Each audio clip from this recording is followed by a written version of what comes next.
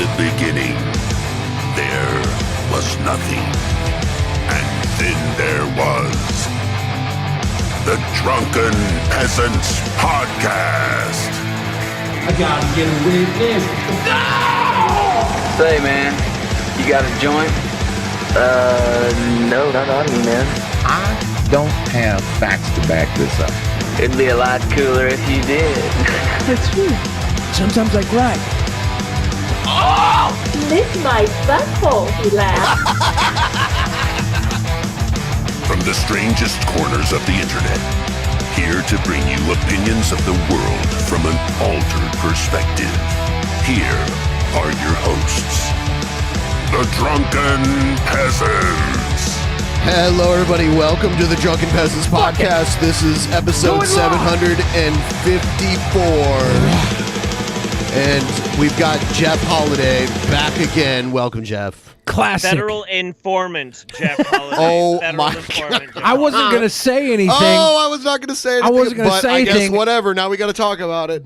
until No, I we don't talked to gotta- the we don't- FBI we don't- first. We don't got to talk about it because I can't talk about it. Look, Yeah. Here's the truth, man. Here's the truth. I can neither confirm nor deny my involvement in any and all federal crimes that happen in this country. But Thank you. suffice to say, I've got my dick in all them pies, okay? That's There's all a there is. reason. I'm put it this way. There's a reason that the feds came down and swooped in on Jeff's state and not our state during the protests. That's right. That's right. There's a I reason. summoned them. I'm a fucking federal informant summoner. I'm like a goddamn fucking wizard. I cast summon fucking fed spells. Like a man. wizard. It's just- Like Yeah, a wizard, dude. you say. Like a wizard. I just cause shit to happen, man. I'm like a fucking weather wizard of federal agents. Whoosh, whoosh, whoosh, whoosh, whoosh. The Federal Wizard of Oz. So like a I'm a wizard, fed- you cause it to happen. Yes, listen, I'm a fed bender, okay? That's what I am. What's going on, DP fam? It's been too long. Good to see everybody out there. What's up? Hey. I just want to say this is like classic lineup right here. Yes. This is classic. Now, there was a miscommunication. I had booked next Tuesday with Hannibal and Monty. They were confused and they mistakenly thought it was today.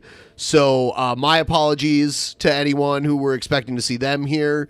And they did a pre-show for us and everything. I feel bad. I had no idea that they were going to do this. And I thought I had it on the calendar for next Tuesday. So there was a mix-up somewhere. Wait, so they're supposed to be on right now? No. They thought they were supposed to be on right now. Well, get them on. Well, we want to, but we were worried that if they knew you were a federal informant, they wouldn't want to. Look, I understand. That's very intimidating. It's okay. I can give them the F pass, the Fed pass. Is that a thing? You could trade Fed bombs for other bombs. That's right. That's exactly right. You know, ours spray out tear gas. You know, what God, are yours? Portland has been crazy. Yeah, it has been. They've been protesting with fights with the police for like over a month. Months, right? You know what? We should just get into it then because I have this It already. is nutty. Yeah, let's do it. Did you see the damn Athena woman? Oh, the naked lady. Yeah, of course. It got me so humiliated. People are discriminating against wolves. Wow. They're laughing at Wow. us, at our stupidity. Wow.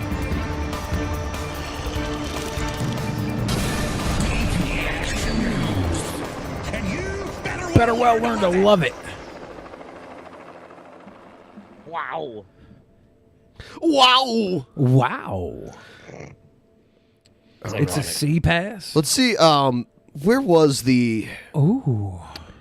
this one? I guess we'll get into that one later. Woman urinates all over California Verizon store's floor after they ask her to put on a mask. What? Yeah. See, wait, no, you laugh, but that's how you assert dominance in any situation. You have to, well, usually I T-pose, and then I release urine. I do a But, T-pose and piss. Here's the thing you Yeah. were talking about. Yes. Out of Yeah. Portland, tear gas and apparition emerges, capturing the imagination of protesters. Shut up. This woman's just sitting there butt-ass naked, holding down the police, and from what I heard, the police turned around and left. They're like, nah, not today. Was she just spreading it out like that? Yeah.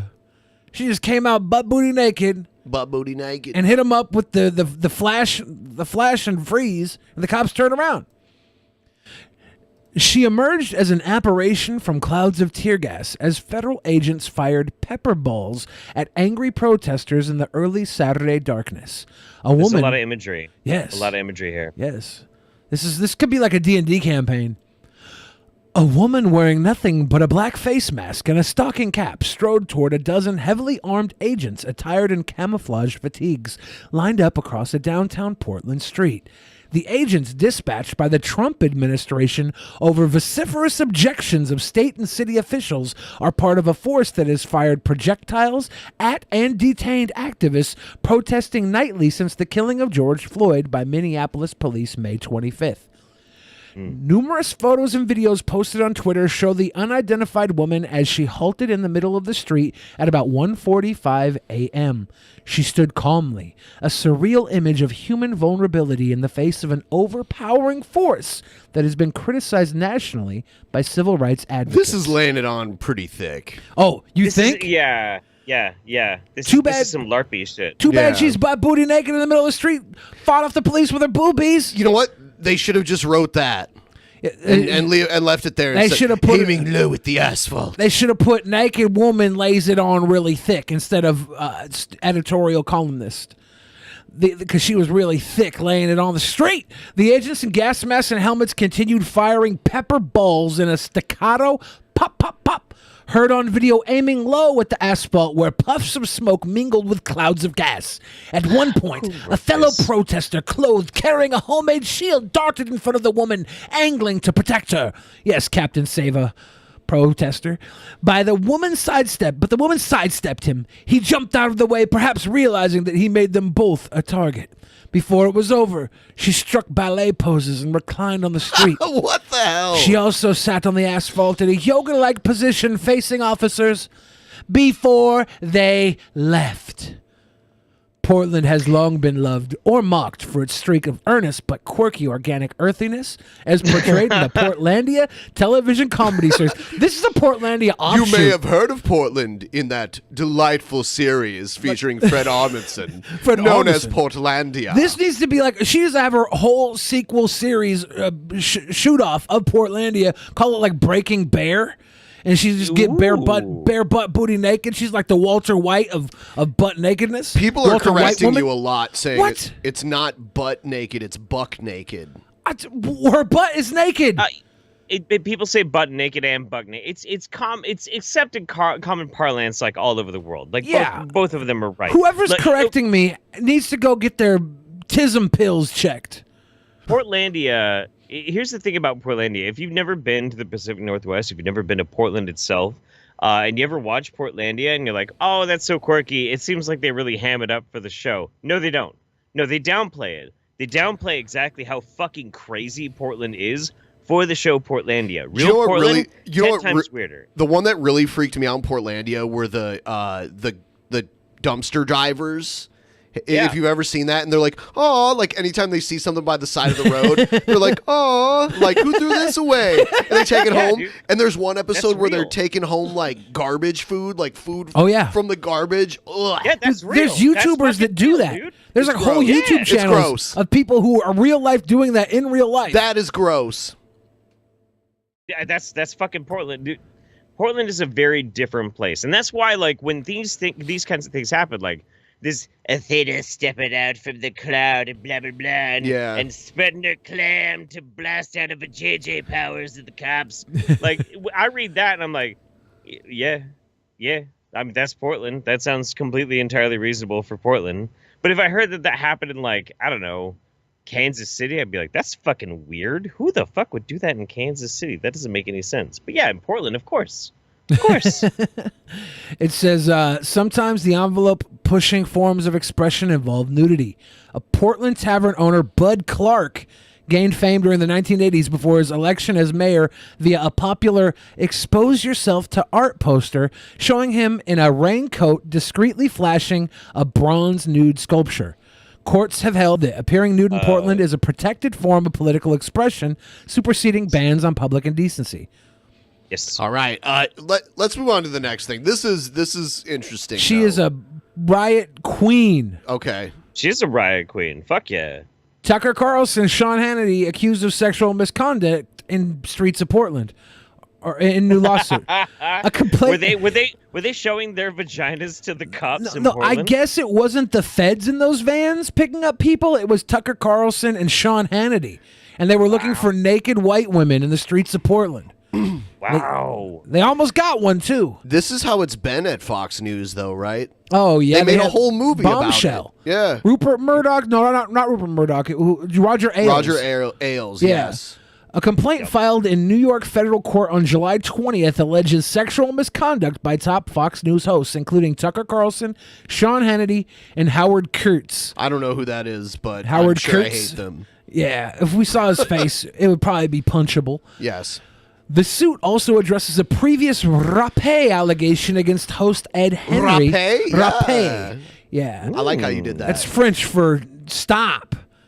Who was fired from the network on July 1st after an internal investigation. In reality, Fox News knew that Mr. Henry had engaged in sexual misconduct as far back as early 2017, the complaint claims.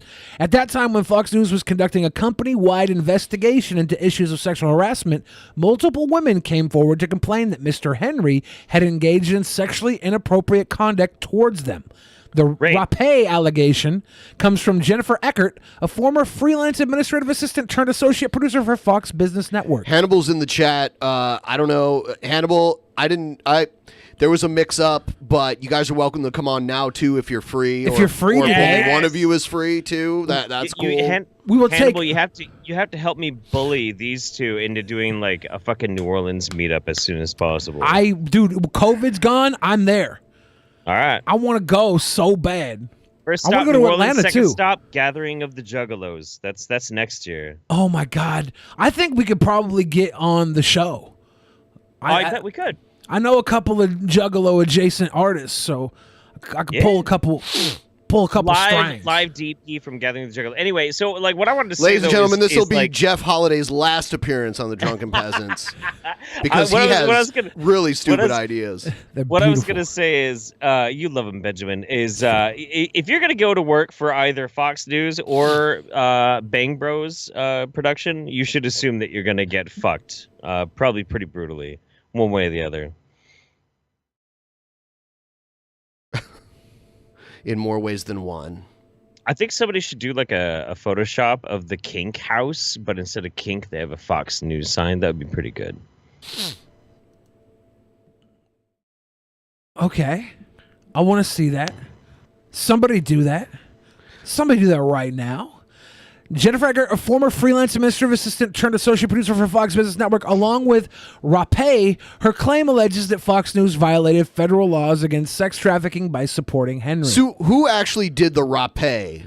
Well, they're saying Ed Henry. So not Tucker or Sean Hannity? Well, they're also being outed for misconduct, but Ed Henry... Misconduct, not rape. Yeah, Ed Henry's got the allegation on him. Okay. I don't know if they have allegations directly, just misconduct. Okay. They stood on the side and jacked off while it happened. Yeah, they sacrificed a baby for adrenochrome while they watched Ed Henry go to terrible lengths against women. A second plaintiff, Kathy Areu, a former Fox contributor and liberal Sherpa on Tucker Carlson Tonight, also alleges sexual harassment by Henry. Additionally, she claims that Hannity offered his staff and crew $100 to take her on a date during preparation for a taping, and that she was hardly ever, if ever at all, brought back on his show afterward. So wait, Hannity offered his staff and crew $100 to take her on a date during a preparation for a taping? What does that even mean? They're male prostitutes? He's like, $100, anybody who takes her out to dinner. What? I'm not sure what that means. There's some layers to this. But by the way, I will give $100 to anybody who takes me out on a date. That's a good deal. But I wouldn't put that on somebody else, I guess. I'm trying to see if that's creepy. Jeff, if you offered $100 for anybody to take, I don't know, Casey Tron out on a date, would that be sexual harassment? just offer like money for them to take her out to like dinner or something Yeah, like that? I don't- play her With pussy no or something? expectations of anything more. That's fine. I mean, It's fine. but this is Fox News. There's always expectations. Is there there- always Fox News? fair and It's balanced? something implied. Is there like implied like, hey, by the way, I want you to take her to McMiniman's and give her the fish. Is that like code for I want you to take her in the back room and like fist her butthole or something? Like that might be Probably. different. Yeah, that's definitely different. Well, During these people use code, you know, man. yeah, they do. They call it like cheese pizza, extra pepperoni, stuff like that. It's all code word for dinner. I don't trust it. During her final 2018 appearance on Carlson's show, she alleges she was kept on set by tech crew who refused to take off her earpiece so that Carlson could invite her to a hotel room where he was staying that night without his family. She declined and has only been featured on his show 3 times since.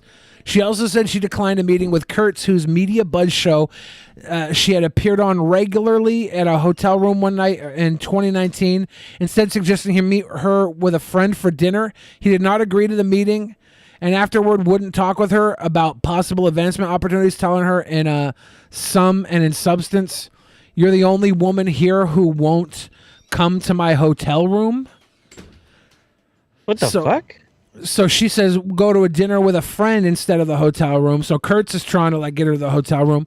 All these He guys sounds like such a sex pest, dude. What the fuck? Well, yeah. If you watch Bombshell, pest. it's well documented. A lot of these guys are doing this to the women around them. Yeah, but you were led to believe that now it's taken care of, right? Well, of At the end course that you were movie? led to believe. No, actually, you were led to believe it wasn't. Oh, Because yeah? at the end of the movie, Rupert Murdoch comes in and says, "No, Roger Ailes, you're done here," and then nothing really changes.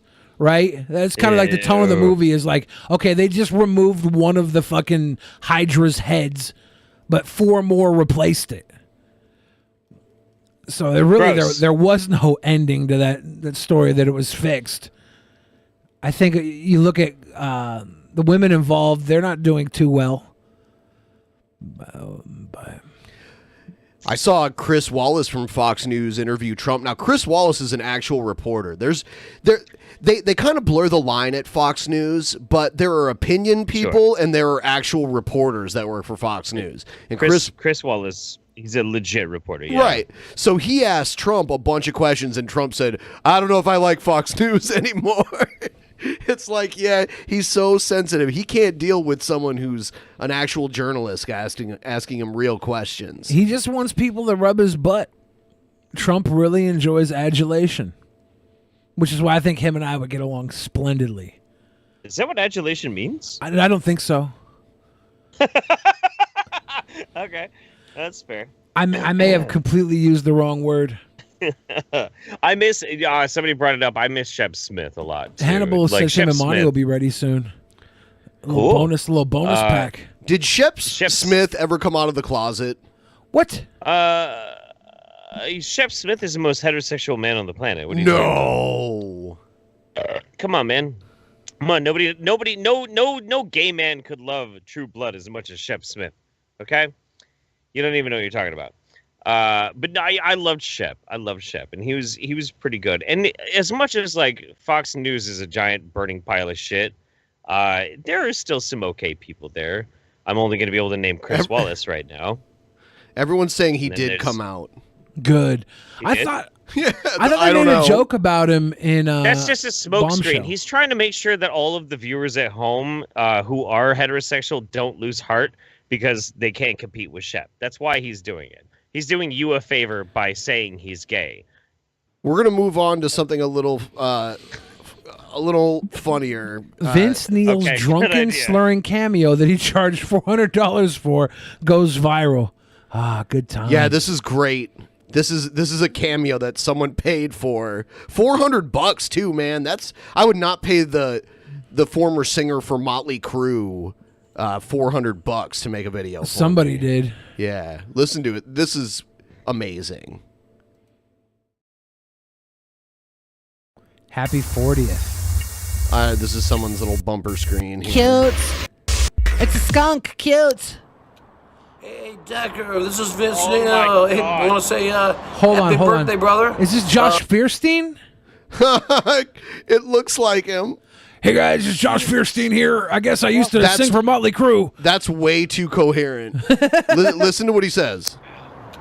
Hey, Decker, this is Vince Neil. Hey, I want to say Decker. happy birthday, brother.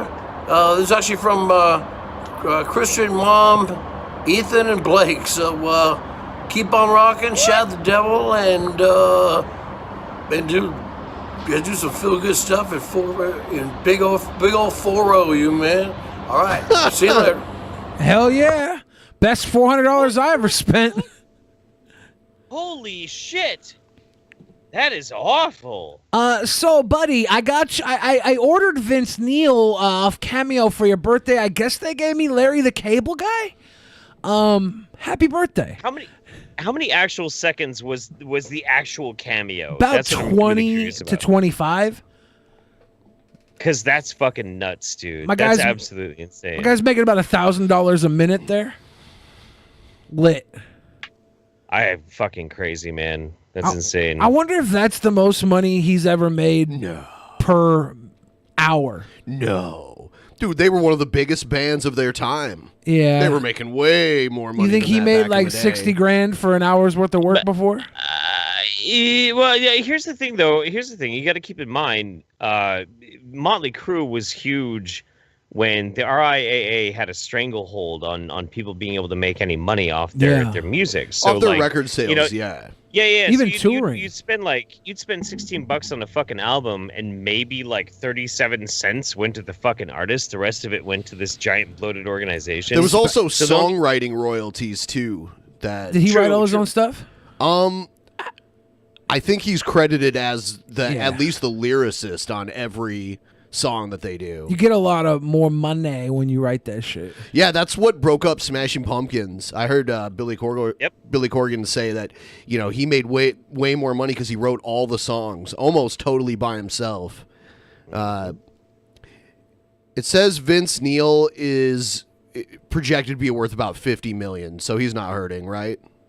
Yeah. Oh, it wow. Seems He's hurting Well, in other ways. his arteries are hurting right now. Right. That's about it. God damn. He's got to be like 60 too. He's not young. He's got a shot at the devil. Shot at the devil. God, Decker. Gonna happy It looked like birthday Las for- Vegas behind him or Yeah, something. he looked like he was in the Las Vegas Tower. Yeah. Super did look like Fierstein though, which is crazy. You heard Fierstein like got shut down from Facebook for like 12 hours and then got his Facebook page back. Not surprised. Yeah. So here's the one of the really crazy stories. Federal judge's son.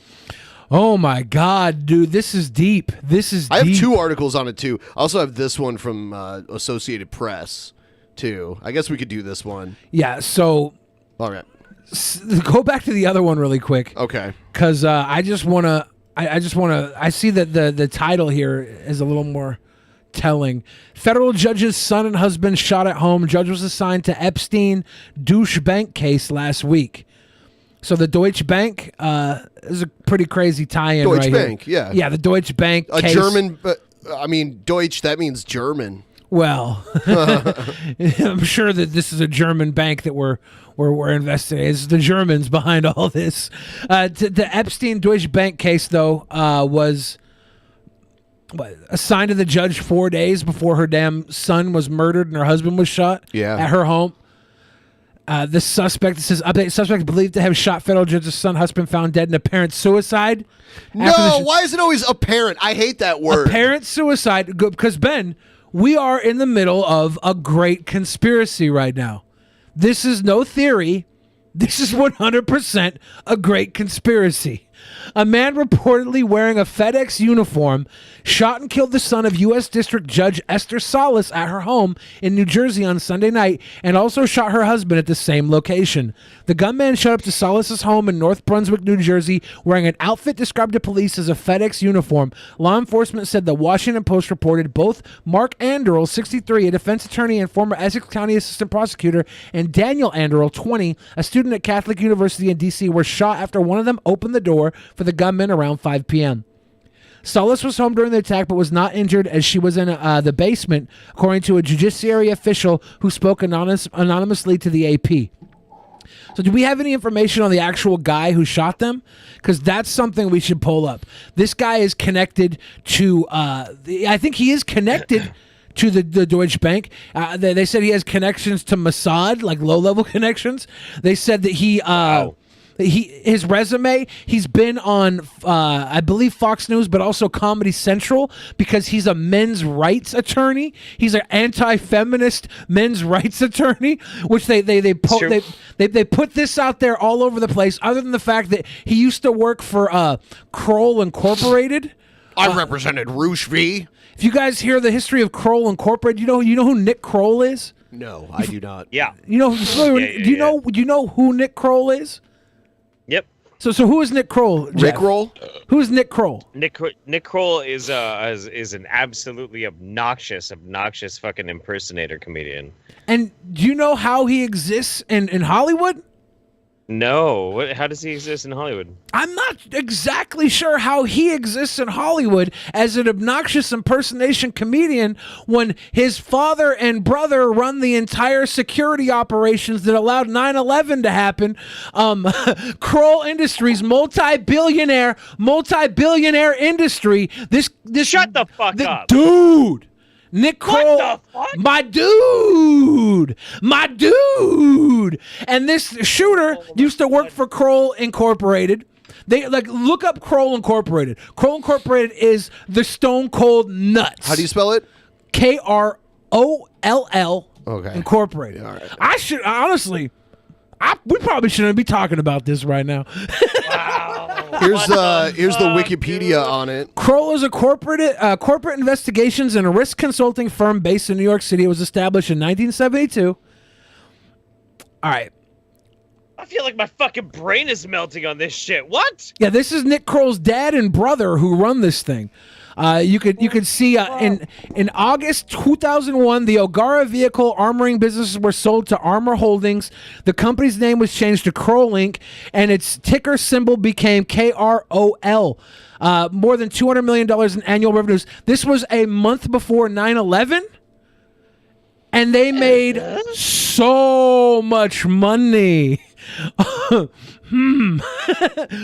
a coincidence! What a coincidence! What the fuck, dude? Dude, how deep does this shit fucking go, though? Dude, the thing is, there's so fucking crazy. PTM. I'm sorry. It's all a joke, guys. It's all a joke. Wow, what's up? PTM said, "Watch your back."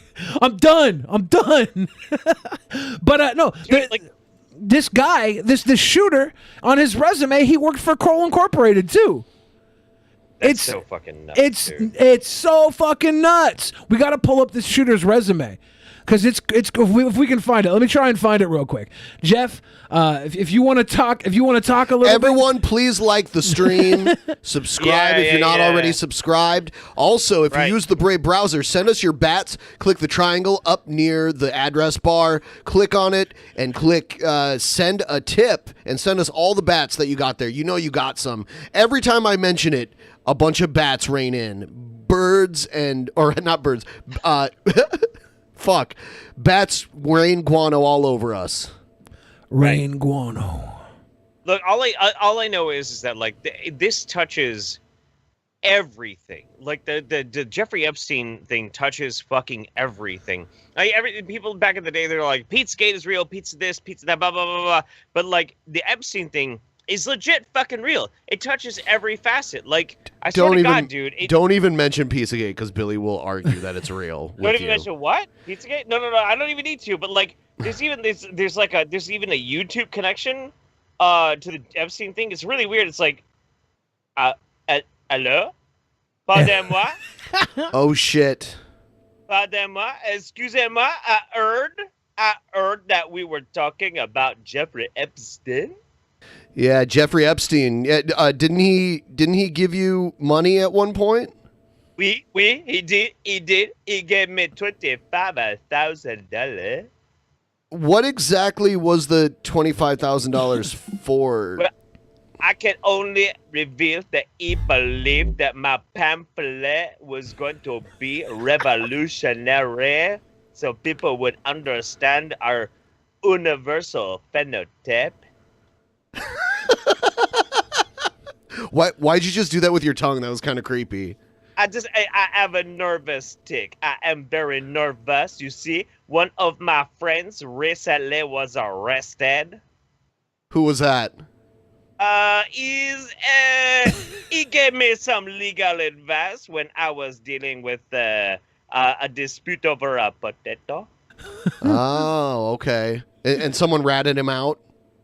Oh, he might have killed someone. Allegedly. Allegedly. Allegedly. Allegedly. He might have maybe dressed as a delivery driver. I cannot say anymore. I cannot. Oh God. Goodbye. So I Discord sent you this shooter's resume. He's been a guest on Fox News, on Comedy Central. It's nuts. This guy's connections. Live from Garbage Island. So this is the shooter that shot the damn judge's son, killed the judge's son, shot her husband. This is from his website, anti-feminist lawyer. New York Times. Yeah. This dude watches Sargon of Akkad videos. There's Holy shit. a jokes. And was he taken alive? No, they found him. He had shot himself in the head. Oh, sure. Do you think he shot himself?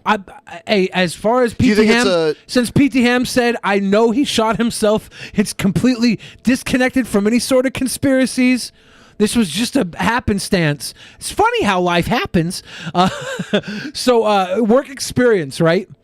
Attorney, business consultant from 2000 to present. Before 2000 to present, he was Kroll Associates in Russia.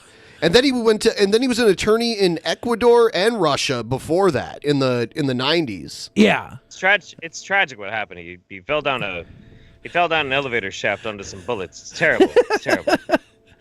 Yeah, this guy's work resume has been deep ever since New York in 2000. This guy's been getting some good work, and then he just decides to go snap and shoot the damn judge's son, killing her 20-year-old son and shooting her husband. Who doesn't do that? Whatever. Mere days after she was assigned the case against Epstein and the Deutsche Bank. Looks like he's a published writer. Yeah, he's been on Comedy Central. I don't know who he was on with. He's been on Fox News. He's got like a history existing in media and high level areas for a long ass time. So at what point does a men's rights lawyer snap and go after one of the I wouldn't say the most successful women judges, but he's a very highly successful woman judge. And so much for men's rights, right? Because he goes to this judge's house and he kills the two men that live in the house, and she didn't even see her. It's internalized misogyny, Billy. It was internalized. This is man-on-man violence. It has to stop. When can we talk about man-on-man violence? God damn it. So yeah, it's just everything around this case is fishy. No tartar sauce. No tartar. I'm going to go back to being dumb Billy the Fridge now because I don't want to get any deeper in this. I am not suicidal. I'm going to say that right now. I'm very confused by this. They won't tell me anything, so I can't offer any insights. I'm sorry. He was quite a handsome, insecure individual. The Irish Devil said her husband is alive. Yeah, I know her husband's alive. He shot the two guys, though. He shot the son and the husband. Well, he shot the husband. The husband didn't die. The son died. Yeah, the son's dead. The husband was shot, and he's supposed to be anti-feminist, and he's doing man-on-man violence? I expected better. He likes man-on-man. God, this is terrible. You did it wrong, dude. You have to kill the women. You have got to kill the woman. You can't kill the man. Then you didn't do it right. He didn't do right. I just think it's kind of, it's funny this guy was on Comedy Central. I bet you he's a pretty funny guy. Too bad he had to be a killer. I have to get back into this stupid, dumb, safe Billy mode. I'm afraid now. Here's the thing, though. I've said too much. Here's the big problem about going and doing planned assassinations. There's no do-over. So, if you fuck it up, like, that's kind of on you, man. You can't really, like, just be like, oop, mulligan, and I gotta go kill the right guy. No, you're fucked, dude. You fucked it up. Yep. Nope, your fault. You fucked it up. Yeah. There's two of me, as there should be. Oh, my bad. Double the pleasure, double the Jeffrey. I'm starting to prepare for the arrival of Hannibal and Monty. I just have to get things kind of set up for 5. Yes. You gotta make me bigger than them. White privilege. Well, you're already, the 3 white guys are already going to be layered above them in the lineup. Isn't that enough? All right. Is that not enough, Jeffrey? Here's another one. You know what? I'm sad about this next one because this is one of my heroes. WWE star Ric Flair spotted without a mask even though wife has COVID-19. That one, yeah, dude, And I've been seeing videos of him telling people to wear masks. I feel bad. I didn't know you had to wear masks at drive-thrus. I didn't think you had to. I didn't until I saw this. I was like, I thought it was okay. You know what? I think you're. That was my understanding too. Like in your own car, it's not a big deal. You don't have to wear a mask in your car. That's dumb. So is this the only place people saw this? I think so. Okay, well then, in that case, I'm saying he did nothing wrong at this. If that's true, let's see. WWE star Ric Flair spotted without a mask, even though wife has COVID-19. Sucks she has COVID. Ric Flair paying for his Starbucks order with cash. That kind of sucks too if he's got COVID. The cash, maybe his hands are clean. The Nature Boy has a latte explaining to do. Wrestling legend Ric Flair, who has urged his social media followers to stop the spread of coronavirus, was spotted making a Starbucks run without a mask, even though his wife has the disease and he is at high risk of having it as well, the Post has learned. Wendy Barlow, the WWE great's wife, is currently sick with the virus, Flair told the Post, just days after photographers spotted him at a Georgia Starbucks drive-thru Friday without a mask. A source familiar with the matter said Flair already has the virus and tested positive 2 days prior on Wednesday, but he denied that claim. That is absolutely incorrect, Flair told the Post. My wife does have the virus. We live in a 5,000 square foot home. I live in the basement. She lives upstairs on the 3rd floor and she got sick. The Hall of Famer hung up before the Post could ask questions about the Starbucks run, and when probed further via text message, he insisted his health is excellent. Photos show the Golden Stallion, 71, leaving his home without a mask and taking his Mercedes to a Starbucks drive-thru. Can we, here's the thing, though. Of course, this is going to happen to celebrities because obviously there's more eyes on celebrities and that sort of thing. Okay. It's good and it's bad that we have stigma about masks, right? We all want to be safe. We all want to, we should do the best that we possibly can. But when it gets to the point of, did you see that this random famous person was in their own car and didn't have a mask? That's fucking stupid. And then what, do they follow him home to get a picture of him walking from his car? Yeah. They might have followed him from his house to begin with.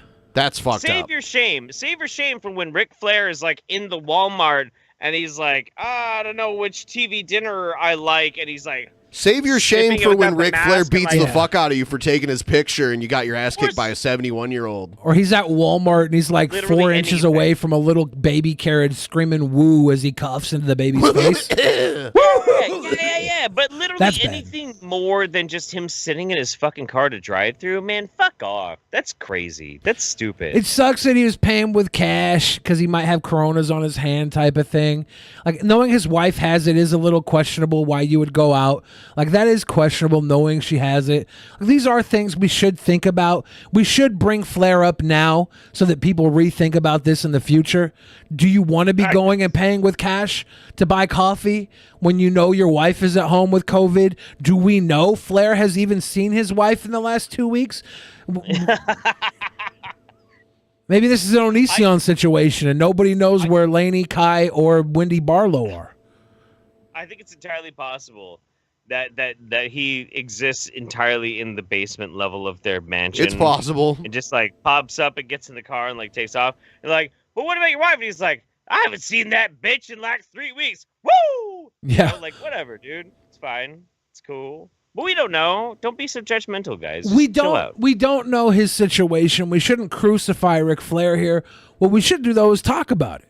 We should have this discussion. Should you be going out, getting a coffee, paying with cash when you know your wife is at home with COVID? Whether you've touched her or not, whether you kissed her, whether you've been in the same room with her or not. I would say at that point, when you have a confirmed case in the same home as you should probably order delivery, like contactless. No contact free, yeah. Yeah, and that's available everywhere. They can drop it off right in front of your door. You just wait till they walk away, and then you grab it. It's that easy. You know this guy loves to agree go with out though and talk to people. He's probably killing himself sitting home alone. He's a social butterfly, man. Yeah. He's the kind of guy that will buy a round for the house. You know, it's because he back in the day, you lived your gimmick more than any other thing, and he used to do that. He used to have the Ric Flair persona anytime he was in public. So we're on the street. And think about it too. Like being an old person right now has got to be really fucking terrifying. Like you don't know when the fuck you're gonna go out. You don't know when the fuck you're gonna die, and the possibility that like your last year of life you don't get to see anybody. You're just gonna like have to hide in the fucking dark, hoping Flair, you don't get some fucking disease. Like I can totally kind of like sympathize. And he did understand with almost that. die like 3 years ago too. Yeah, he did. He was really close. He was in a medically induced coma and everything. So I don't know, man. Like I get why people are mad. I get it because like if she's got confirmed COVID, he should probably just order his coffee. But at the same time, if he's a wrestler, wrestlers don't live long. It's amazing he's lived as long as he has. You know, he could go out at any point in time and he just wants to live his life. I don't know, man. I don't know. I guess if like his irresponsible behavior infected my grandma and she died, and then I would just be like, fuck Ric Flair. So I guess I have to think about it like that, right? Yeah. I guess I do. Yeah, that barista got some Ric Flair drip on that card. It was cash. He paid with cash. So the Ric Flair drip was dripping down the coffee cash. Yeah. Yeah. Yeah. The COVID drip. I've had COVID. The drip isn't very fun. It's pretty gross. COVID drip 100K on the whip. let's check out. Did you guys ever get COVID, by the way? Not that I'm aware I of. don't think so. I should probably get tested though. They don't even know how long the antibodies last at this point, too. So if you had it like months ago, it might not show positive. And testing is almost useless right now, by the way, in some states. Like if you send in a test and it takes more than 48 hours to get back, it's almost useless. And in some states, it's taking up to 2 weeks to get your results. So all right. That's why I'm not even bothering with like the antibody test right now. I'm waiting until it gets a little bit more like confirmed and whatnot, and then I'll get mine. But like, I think I'm pretty convinced. So you and I went on our trip, not that back in early March, right? Yeah, end of February, early March. I am really convinced that I got infected on public transit in Seattle on my way home. Pretty convinced, because like I went in, I got on the fucking train in downtown Seattle, and I remember thinking to myself like, I feel like I just stepped into a fucking petri dish. I feel like I'm gonna get really fucking sick. This is disgusting. And then it took me south to go to the airport, and sure enough, like 3 days later, I had all the symptoms of COVID and went through the whole fucking thing. Hold on though, didn't you meet up with someone in between there? I did. I met up with Vaush and his lady. And they had never dinner with me. And they never got they COVID. Never got it. Okay. But I also didn't make out with them, which was not the plan. It doesn't require making out. If it required making out, the virus wouldn't be as prevalent as it is. Sure, it would be in my house. The plan was to make out, but that was my plan. I don't know what they were thinking, but I was rebuffed, and thus they did not get the COVID. Everybody's saying that Vosh gave you the Ric Flair drip. Really? Yeah. I don't think so. Can we call COVID Ric Flair drip from here on out? You Oh know my what? I'm God. down with that. What's up, Hannibal? What's going on? That's awesome. I was about to say, Billy, that's a bar. That's a bar. Right there. So you got also Jeff Holiday. Who are you making out with that's got COVID-19? Man, who am I not making out with that's got COVID-19? Come on. Yeah, we're all gonna go family style on the COVID virus directly. That's right. That's right. Lights. There we go. There. What's going on, y'all? Monty's on daddy duty right now. He told his girl, "Oh, we're not doing Drunken Peasants tonight." She said, "Oh, good, so you can watch our son," and then just left. Well, I'm glad we could have you tonight. Shit. I saw the pre-show load up. Hold on. Skype disconnected. Give me just a second. We're still live though, right? Yeah, we're still live. Cool. Yeah, sorry about that. It's all good, That was everybody. my bad. That was my bad. This is the first time we had a Skype disconnection like this, huh? Yeah, that was my bad. It should be back. It's new. And that was it. All right. Well, what's going on, Jeff Holiday? Sorry about that. I'm just living life, man. Just We're doing my back. shit. Just doing the usual kind of stuff. No doubt. All right. We both out here green screening and stuff. Yes. Oh, All shit. right. Are we back? Yes, everyone's We're back back. now. Your boys are back. I don't hear Ben. I don't hear Ben. I don't hear Ben and Billy, but Ben and Billy can hear each So other. did our audio go out? Important. I guess so. Hold I on. guess so. Yeah. Oh, I don't here know we if they go. can hear us. Hey. All right, chat, we're back. Chat. Oh, thank God. All right. Yeah. There we go. Yep. What'd you do, Ben? Oh, I accidentally closed the window. That was my bad. One thing that you that's can fair. know about Ben is that if he fucks something up, it will be fixed. It will be fixed. Sometimes in record time. Sometimes in days. I remember one day there was just this weird static in the background on all of our audio, and I could not figure out what the fuck it was. It was maddening. And then there was the other thing, I had to reinstall Windows recently to fix. Yeah, that was strange. Like no cameras everything was all delayed, right? Everything was all slow motion on our cameras. Man, I was about to fucking just burn this place down to the ground. Yeah, Ben told me, he said, don't come into work tomorrow. And I was like, what? Yeah. What?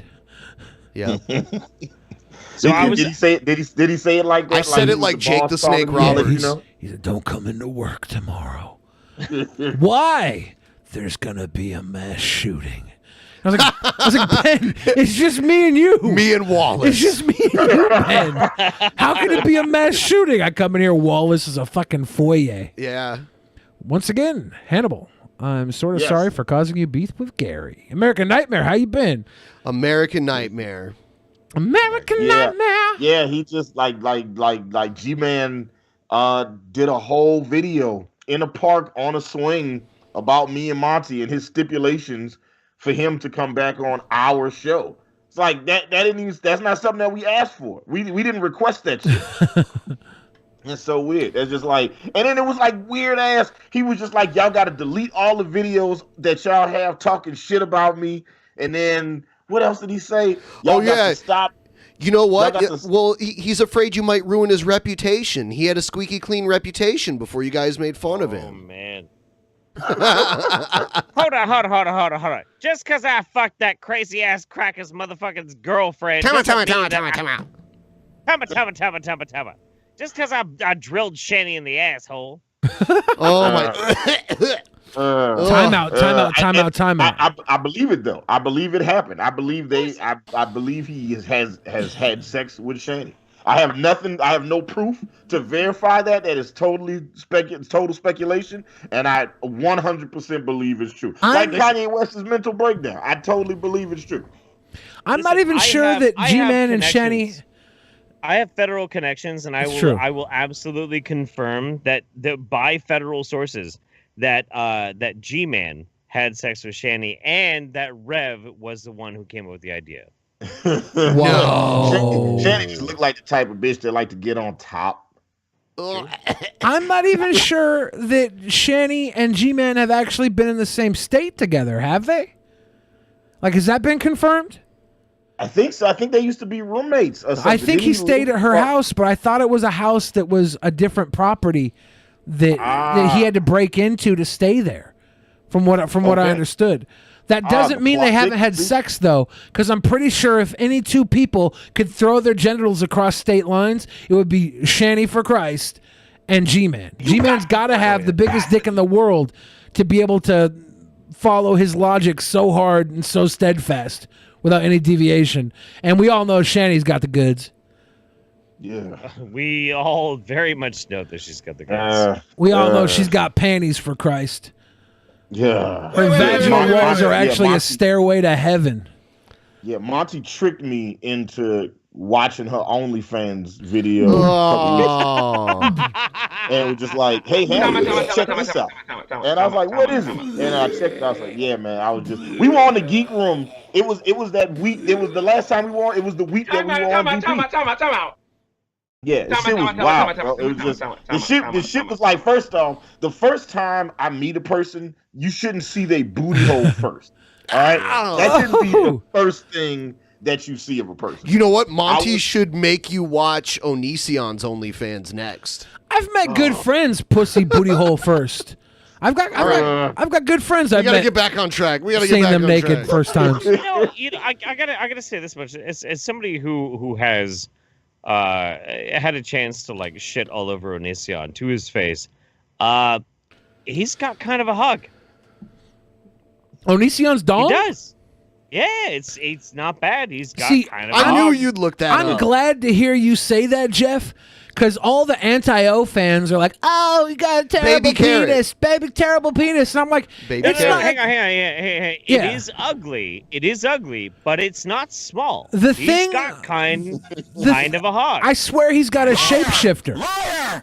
I've seen 3 pictures of it, and every one looked different. I was like, is this penis a shapeshifter? It's Mystique from the X-Men. Maybe. Yeah. It's always different. Yeah. I mean, look, I'm not putting it past. It's entirely possible. It's entirely possible that Onision like has gathered up like a bunch of different ass dick pics to just like fake his dick pics. Mm-hmm. It's totally possible. But the one that I saw that looked very convincing was hideous and all right, big. I'm moving on from Oni. No, really no, quick. One more thing. No! It's vital. It's vital I mean, to I information. don't like the guy, but not liking a guy doesn't Jesus make his fucking dick Christ. It's smaller. vital to information that we know that deep fakes do exist. You can put somebody's face on somebody's body, and it looks almost like it's the real thing. Onision has the technology and the skill wherewithal to deep fake his own penis, is what I'm All saying. right, cool. We're moving on. He could be deep faking that guy. So Ben is over this shit. He's like, I don't want to talk about someone this sent shit me no more. this clip with Jesse Lee Peterson talking about the late John Lewis saying that he was an evil man, a disgusting evil man. And this is they put This their video is presented for educational purposes. Yeah, we got it. Think of many words to call ex-Congressman John Lewis. Hero would not be one. So she's lying. Well, maybe he is a hero because she is a daughter of Satan and he is a son of Satan. So maybe in that world he's a hero and that he pushed evil. John Lewis, Congressman John Lewis, he did, was a race hustler, a loser. It's so hilarious that he calls other people race hustlers. What the fuck is that, dude? Yes. Yeah, all right, Jesse. Go ahead, Jesse. Let's see what Jesse got to say. I want to hear this. I want to see what Jesse got to say. Hannibal sound he might black. make good points today. Even a stopwatch is wrong twice a day. All right, so let's see. First thing he said when he met Hannibal sound black. He wasn't wrong. He divided the races. Like I've never been able to effectively code switch. Like no white person has ever been like, "Oh, I thought you was a white guy when I talked." That's never happened once. Nobody's ever said that to me. Is there going to be a space where I can actually ask you, Hannibal, later tonight to do your best white impression? He can do it after this. Not now. No, not now. We're gonna wait for it for the right moment. But we'll keep that in the chamber. But yeah, keep going. I swear, if it sounds like the typical black comedian's impersonation of a white person, you lose points. What? I wouldn't even know what the impression would be. It's all like, try to do. hey. It's like really high voiced. I don't like, think hey. you lose points. Yeah. You're gonna be like G Baby and Hardball. I'm gonna be impressed just by your ability to show up. Yeah, I think like the whitest thing about me is that I've been to like 10 Dave Matthews Band concerts. Wow, Hey, yeah, stop. that is Whiter than that. Whiter than that. You've been to 2 One Direction concerts. Yeah. Yeah, but you were working. I did those by accident. That's the Dave whitest Matthews thing. Band White people concerts. accidentally go to concerts all the time. Biden the racist. That's white privilege to accidentally go to a concert. Else I ever heard. Like the rest of those so-called civil rights leaders, John Lewis was not a hero. Not a hero. He was a zero, not a hero. And I don't care how they put that fancy music with Open talking about him and he's talking about all that stuff. It's just emotional crap to pull you in and make you accept a man who was evil as though he was good. You need to be aware of that. They try to emotionalize this to make you believe a lie. Why was he evil, JLP? Could you enlighten us? He hasn't explained at all. He just keeps saying that he's evil. He's saying the man evil. He doo doo. He poo poo. He icky. We don't like him. Yeah. Go on, JLP. He's getting to the evil. We're waiting. We're waiting on. It's like It's like a good horror movie. You don't want to show the monster right in the beginning of the movie. You want to wait until you're 1 hour and 15 minutes into the 90-minute movie to show us the monster. If I didn't know better and I just saw Jesse, I would say this dude's high. He looks high to me. Yeah. He looks stoned for some reason. I've never met a black man with this mustache goatee combination that wasn't a piece of shit. I'm not saying that that's definitely always true, but like Sheriff David Clark has got one of these mustache beard combinations. Like when the beard is like extra full like that. So it's like bottom heavy is what you mean, right? Yeah, it's like the top is a little bit thinner than it should be, and the bottom is like extra. But yeah, it's just something about that. It's just I don't know what it is. They just end up being piece of shit guys. Yeah, when the goatee turns into basically scrotum pubes.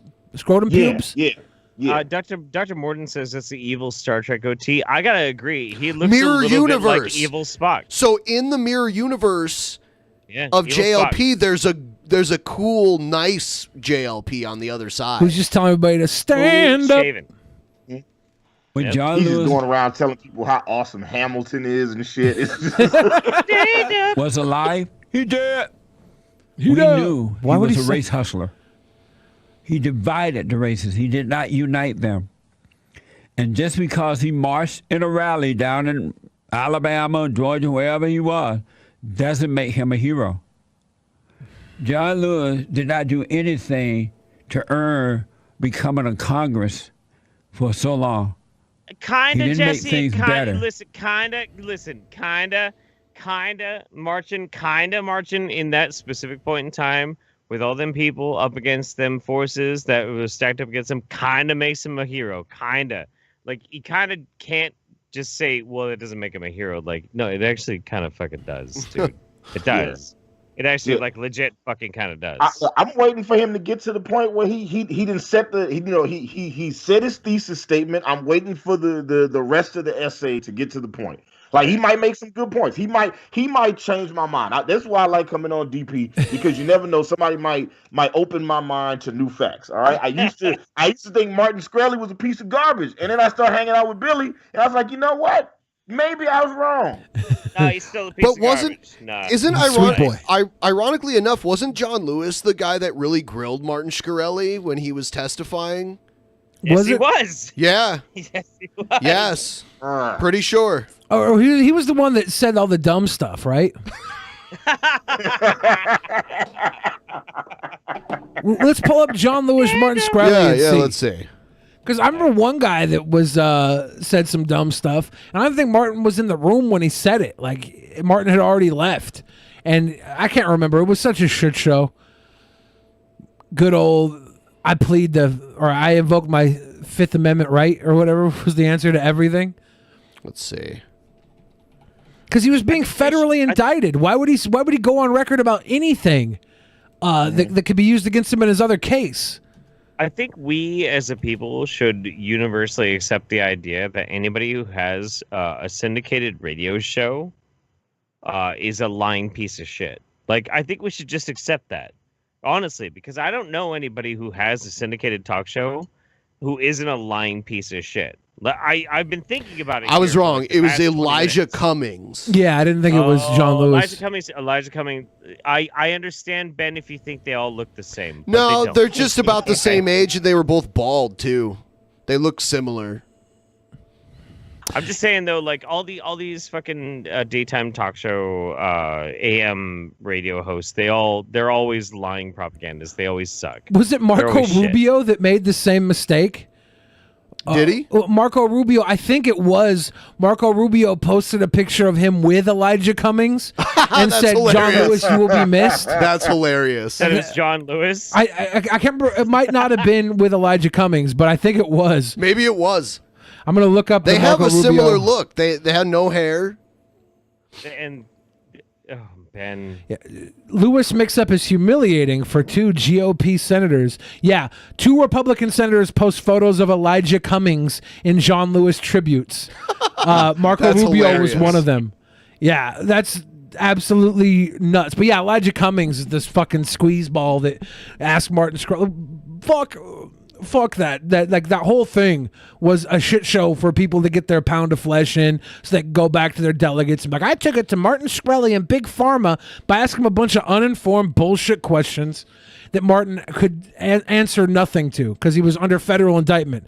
He had to invoke his Fifth Amendment right the entire way through. He told them that, and they still made him come down because they wanted to make a circus of it. How much longer does he have left in the sentence? It could be anywhere from like a year to 4 years, I think.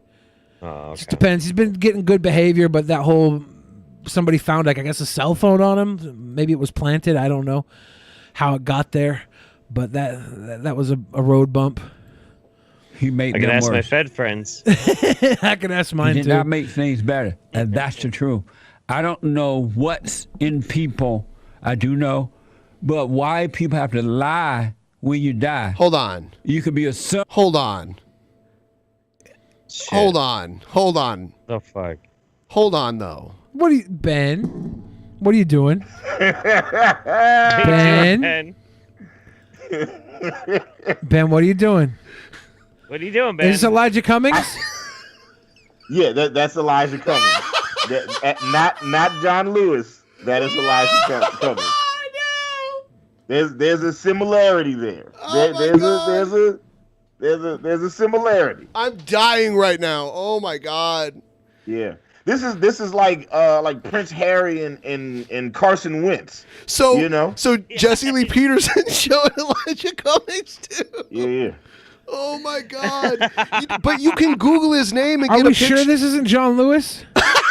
That's not John. No, it's Elijah Cummings. I just looked up a picture of him. That is not John Lewis. Yeah. What the fuck, dude? Yeah. Yeah. Because that's John Lewis. No, this is Elijah Cummings. The one on No, my yeah, phone that's is John Lewis. Hold your phone and turn it slightly sideways. Yeah, that's John Lewis. And who is this? Look, I'm trying to give Marco Rubio benefit of the doubt. All right, like for the longest time, I thought Bucky Barnes from the Marvel movies and fucking Rob Stark from Game of Thrones is the same white guy. All right, It happens. But Marco Rubio posted a picture of him with Elijah Cummings to memorialize John Lewis. He was in the picture with Elijah Cummings. If you're in the picture with the person, This is you Elijah should Cummings, know- by the way. You should know who you're in the picture with. This is Elijah Cummings, by the way, because I there's this AP article and it's Elijah Cummings right here. Yeah. Oh man. And he's also dead apparently. Is he? Yeah, dude. Yeah, he died last year. Interesting. So Jesse Lee Peterson. I mean, you can literally just Google his name and find a picture of him. This is really lazy on their part. Yeah, man. Listen, like I got Hannibal and Monty to watch this fucked up American History XXX video, and I was less embarrassed by that than this whole fucking thing with JLP right here. Wait, which video was it? What did we watch? Didn't I made you guys watch that American History XXX, didn't I? I don't know. I've seen a lot of wild porn in my day. It was that white cracker woman with and she was like, she had a dead fish and a couple of brothers that were tied up with rope. I'm sure I mean. So, all right, you know what? You told me. I think I went to the page and I was like, oh, I see what this. I didn't watch it, but I've seen those videos. That's actually before. him. That's less embarrassing to me than JLP fucking up Elijah Cummings and John Lewis. Right now. It's two different fucking guys. This is John Lewis right here. I can tell. Yeah. Oh my god. Let's hold on. People, I do know, but why people have to lie when you die? You could be a son of Satan while you live, very destructive. But when you die, it becomes so emotional, and people just make up lies about you. They do look similar, but it only takes a few seconds to verify if it's a picture of one or the other. It's kind of embarrassing. I mean, it's more embarrassing. I didn't even work in politics, and I can tell the difference, though. I mean, if you told me this was Elijah Cummings here, I'd be like, okay, I don't care about politicians, so yeah, I'll believe you. Like, if you told me Marco Rubio was Ted Cruz, I'd be like, okay, well, I don't care. Because of their similar look, I thought it was from the Shkreli thing, but then I looked it up, and I'm like, oh, no, it wasn't. I knew it was Elijah Cummings and the Shkreli thing. Okay. Because I just remember watching it. I remember him going off about, what do you tell the mother that can't afford to feed her baby because she's barefoot with AIDS? And I'm like, Martin can't even answer. He's just over here vilifying him like a fucking Satan. he just went full on Precious. Yeah. With that shit. He's like, man, what's the worst possible scenario I can think of? Let me throw all. I love this next video because this dude takes a beating from Trump's little stormtroopers in Portland. And like just takes it like nothing and looks at him like fuck you. I like he was sort of walking around going whack whack whack whack whack whack whack all the way around. He was his hand is broken in two places and will require surgery. Chris David has bruises up and down his body after being struck by federal officers during a protest in downtown Portland this weekend. I had no intention. This is Mundane Matt's dad. No, dude, this dude is the most fucking Chad motherfucker. Look how big he is compared to all of them. Yeah, dude, he's a fucking monster. Oh shit! During a protest in that's him? Yeah, dude, I'm trying to tell you, but you're talking about Monday Matt. Because this is Monday Matt's dad. It's not though, and obviously Monday Matt did not come from this pedigree stock. This guy's 9 foot tall. This might be Andre the Giant's dad. Federal officers during a protest in downtown Portland this weekend. I had no intention of leaving until I had to. And I wanted to show that I was not doing anything provocative or aggressive. I was just standing there with my arms. Oh my God! That's all I was doing. The 53-year-old Portland man. He's in his 50s. This is some the mountain from Game of Thrones shit. Yeah.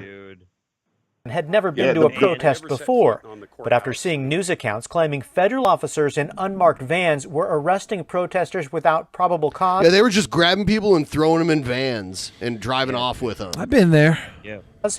David decided he wanted to chat with them about it. So Saturday night, he headed downtown. You know, I put on my Naval Academy sweatshirt, my Navy wrestling hat, and my backpack with all my CB patches on it. Because I was hoping that some of them were veterans and that them seeing me as a veteran would allow us to actually talk. David said he stood on the street off federal property when 8 to 10 federal officers came out of the courthouse. From what I saw, there were no cohesive tactics to what they were doing. They were just almost like a gang with sticks, whacking people. Welcome to the police. There was no attempt to de-escalate. This is what that minimal training gets you. Yeah, and these are federal agents. This isn't even just like the local police. Wait, hang on. Let's be clear about something though, and this is really fucking important. So Portland is a fucking protest city. The idea that Portland is like, oh no, there's protests all over the place. There's graffiti. They're like burning things. That's just Portland. That's how Portland has always fucking been. The inclusion now of actual federal employees being sent there without any identification is very new. These people, we don't know where the fuck they're coming from. Are they coming from the DHS? Are they coming from, like, customs? Are they just randomly hired-assed fucking mercenaries? They could be. We don't know who the fuck they are. They don't have to identify themselves, but they're now on the streets of an American fucking city.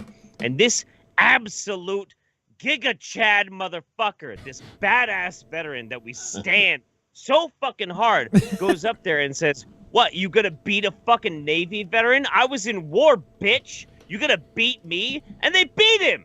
Yeah. And sprayed him. They fucking hit this fucking man. And he stood there. Because all of this is a fucking stunt being pushed by the federal fucking government under Trump because he's a mamby-pamby, insecure cocksucker. And this dude had to fucking take bruises? We should all be trying to live up to this dude's example.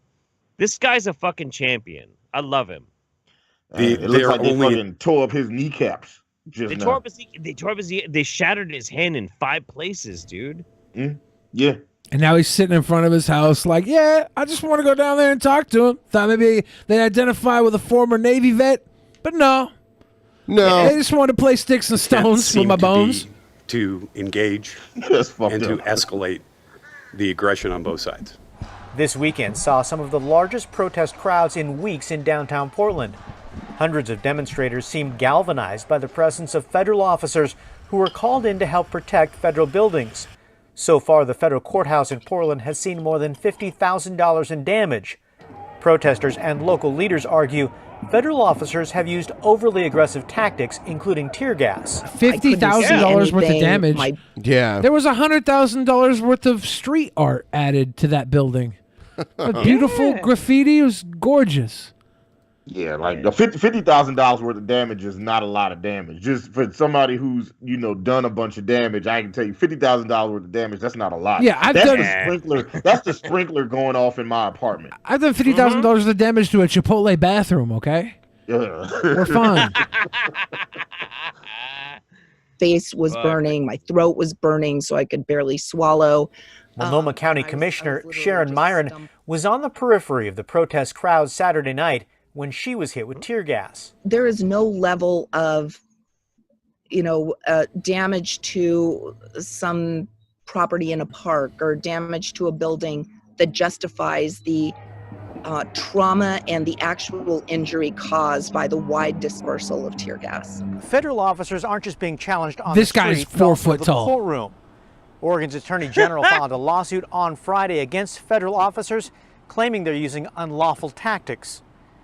Kyle Bosch, this guy might be News. Porky Pig. So one thing that I really want to point out about this, because this is my presented info that some of those agents in Portland could be from Border Patrol and other various federal law enforcement. They also seem to be using unmarked vans to avoid being targeted, as concerning as it is. Of course, when the Rashard Brooks killing happened here in Atlanta, there were a lot of military like Humvees that were like stationed all over the city, and they would have officers. Well, they would have people like that look like military, like that would have like their fucking ARs and shit. And it was just, but there was no marking on them at all. Like there was no marking on them whatsoever. So you didn't know what agency they were with. And that was after the Rashard Brooks killing a couple weeks ago. So, and they just burned down the fucking Wendy's. They were just like, oh, fuck this shit. And they just burned down the Wendy's that the shit happened at. So I can't even imagine what's happening in Portland right now. Like I know white people is freaked out. This shit, just so y'all know, shit like this is just like, this is my everyday. This is like, okay, the cops is acting up. I just don't. So that's why I don't talk. I treat the cops like a tornado. Oh, you touching down over there? Well, I'm good that way. No, yeah, I totally understand. Yeah. I treat them like a tornado too, because white people chase tornadoes. Yeah. Yeah. Come here, officer. Calm down, Bill Paxton. What the fuck? And so, look, here's the main thing too that I kind of want to impress on anybody who's gonna like passively watch the news. I'm not saying that you've got to agree with the protesters. I'm not saying they have to agree with the spirit of Portland or whatever. But there's one thing you need to understand. When you start seeing all these huge fucking protests in Portland, it's not Antifa. It's not anarchists. It's not like a subsection of the fucking city that is protesting. It's fucking Portland. Portland is a protest city. Portland has always been a protest city since the fucking 60s. Since the 90s, it's been an aggressively anti-neo-Nazi protest fucking city. That's how Portland fucking works. At the height of these fucking protests that we're having right now, Portland was marching with somewhere between 10 and 20,000 fucking people marching over a goddamn bridge. It's not some niche little like special interest group. It's the whole fucking city. So when you start getting this idea of like, well, it's just extremists. Nah, bitch. It's the city. The city is actively against. It's counter to these things. It's an American city that overwhelmingly is opposed to these very specific things. When the feds were touching down the first night, cars that were driving home in the street were turning into blockades. They were just like, they were going home from work and shit, and they just turned their cars into blockades to keep the protesters safe. They were just random people on the street like, no, fuck this. Boom, boom, we're pulling over. You guys get out of here type shit. That's like on when the people help Spider-Man in the Spider-Man movie. They all get together and put his little mask back on. That's what they were doing. They're like, we support the fucking hero here, not Doc Ock. Yeah. We are Portlandia. Here's Sarah Sanders saying some interesting stuff. And under President Trump, I think every parent can go to sleep at night knowing that the President of the United States is doing literally everything he can to keep them safe. That is his number one duty. And here's everything obligation. The President can do to keep you safe. Nothing. Bitch, keep who safe? Keep who safe from what? What are you fucking talking about? He's doing everything he can. I miss Sarah Huckabee as the press secretary. She was so awesome at just deflecting and diffusing. She gave fucks about the press. Yeah, she was like, I mean, just think about all the people before and after her, right? Like of all the press secretaries that Trump has had, she was the best. She was the most. She had the most. You're gonna say the one he has now, right? The one he has now is way better than she was. Kayleigh McEnany? Is that her name? No, she's great. I'm pretty sure the only reason Sarah Huckabee Sanders got the job was because President Trump was like, we need a woman. And Melania was like, she better not be hot. Yeah, I think that's exactly what happened. And then they got Sarah Huckabee, and they're like, okay, we need a better woman. Because Sarah Huckabee looks like she doesn't want to be here. She looks like she just got done picking her nose and is looking for a place to wipe it. I never thought she once had any enthusiasm, and she was always like trying not to say something that would get her fired, which was just about anything at the time because the cabinet was a revolving door. People were lasting less than a week sometimes in Trump's cabinet. That's nuts. Yeah. Well, look, I'm just saying, if you go through all the press secretaries he had, I think she was the best one. Like in terms of like for like what his administration needs to just like, you know, balance shit. Like she handled the press like a boss. Like she gives no fucks. She's like, yeah, well, what did you think about when the president said that? She's like, yeah, he said that. What's the next question? Like she didn't give a fuck. Like she just would just not answer the question and keep on. It'd be like, oh, you gonna answer the question? She's like, I already answered that question. Now what's the next question? Yeah, I thought that was horrible. I thought she was terrible. He should be reminding people of that. She was terrible for America. She was great for him. Okay. But in a way that's compassionate. Talk about how he cares about the people and remind them of that being the core of who he is. And one of the things that he ran on in 2016 and helped him get elected. Nice pause. That's a really good pause game, yeah. So it's like when you tried to fart and then you did it loud enough where everybody else could still hear it. Been there. Is anyone here voting for Biden? Yeah. Yeah, Yeah, you I are? am. You were convinced?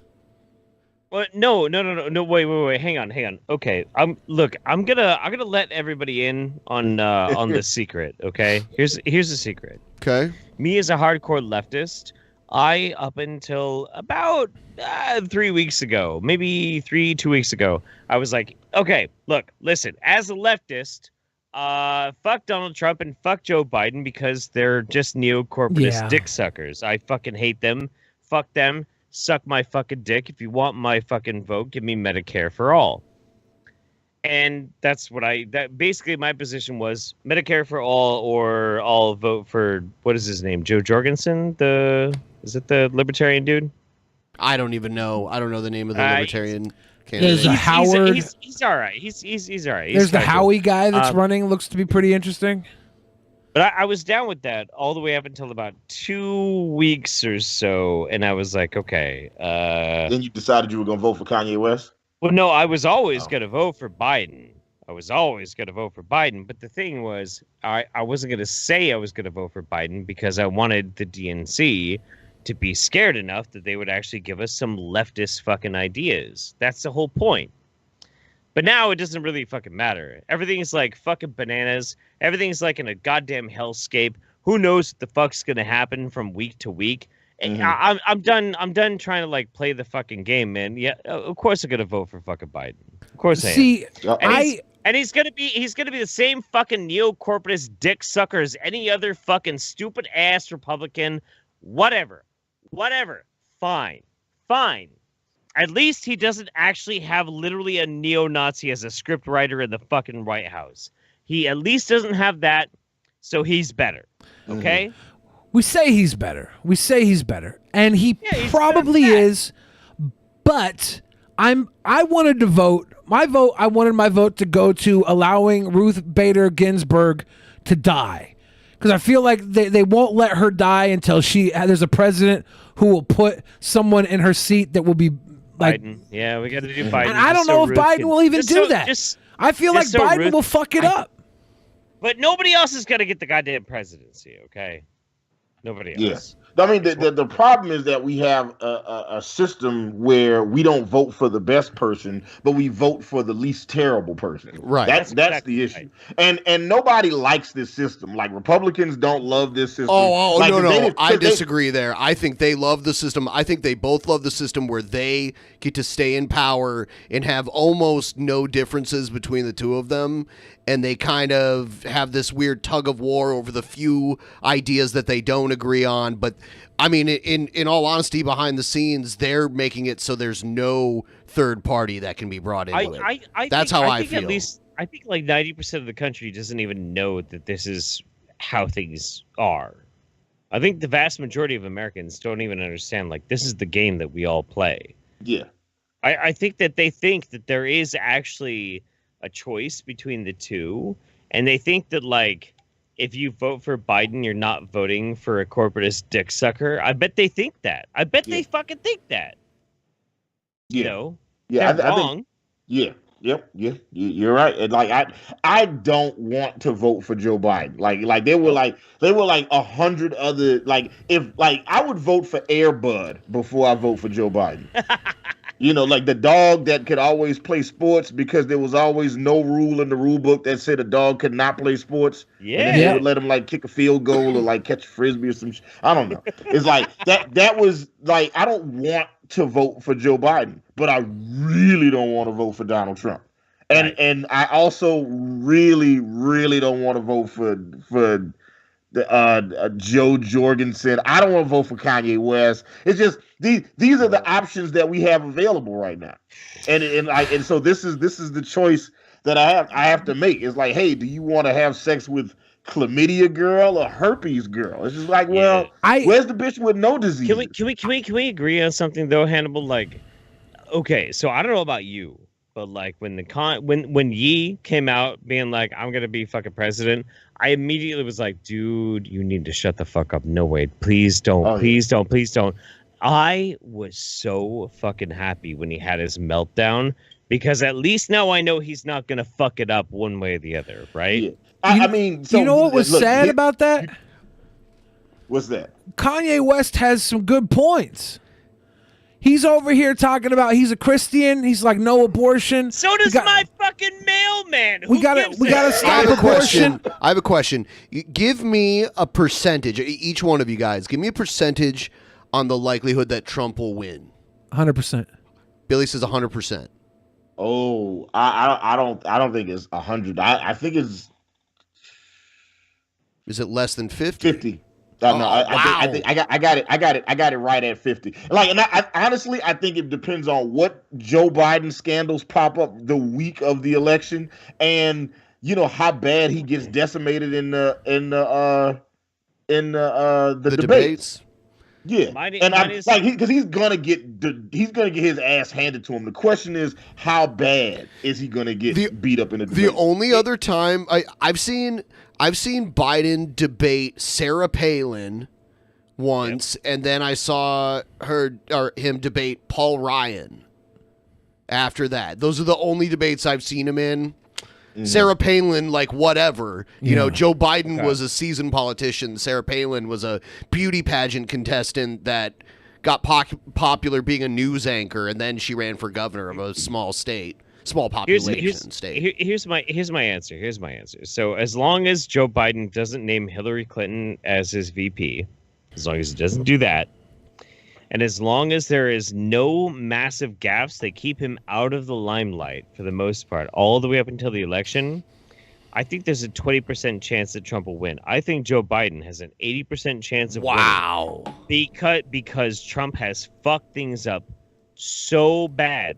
Now, if the puppet masters can keep Joe under wraps and shut the fuck up, and they don't put Hillary in the VP, I think it's in the bag. But then I think that would be true if the election happened this week. So what's your reasoning, Billy, for the 100%? Anything could fucking happen. For 100%, like a certainty. Hold on, Jeff. Left? Jeff, hold on. Yeah. For like, what makes you say it's a certainty? Biden hasn't picked a vice president yet. Maybe if he picks the right one, I'll give him more points. Maybe. I don't even know who the right one is. Well, you give him some points because he has no points right now. Well, yeah, exactly. I'll give him some points. So are you saying it would have to be a surprise? Right, would any of the people that people are throwing around right now be enough for you to say it would tip the scale? I'm not sure. I'm really not sure. I don't know if Kamala Harris is the one. I don't think she is. I wouldn't have been happy voting for her, but I'd been happier voting for her than Biden. If I look at Trump, we're all looking at how Trump has fucked this up royally. Trump's base forgives and forgets very quickly, as he can starve them all, smoke them all. That they're going to be in smoldering flames of the falling America, and then come September he puts out a stimulus or something, puts a little money in their pocket right before voting time, and they're going to remember how good Papa Trump was. They're not going to remember the suffering because they finally got a little bit of love, and he has that power as president to do that. You know, I don't have that little of faith in people. I do want to point out that Biden was destroying everyone in the polls for most of the primary season, and everyone was like, "Oh no, that can't be right," and he literally did destroy everybody. And in these polls, he is winning. These are all national polls. I mean, polls can be wrong. They mean fake. something. They're not mean fake. Something, but they also don't. They don't necessarily are indicative of this, that, or the other thing. Like I honestly, the main thing that I feel like it comes down to is I think a lot of people who are hardcore Trump supporters who love Trump don't love Trump because they give a shit about who Trump is. They give a shit because they think that the left is insane.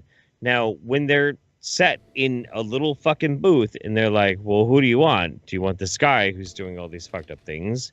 Or a guy who's a doddering dumb shit who's just going to make the country work? I think a lot of them are just going to end up voting for Biden. I think a lot of people will. I really do.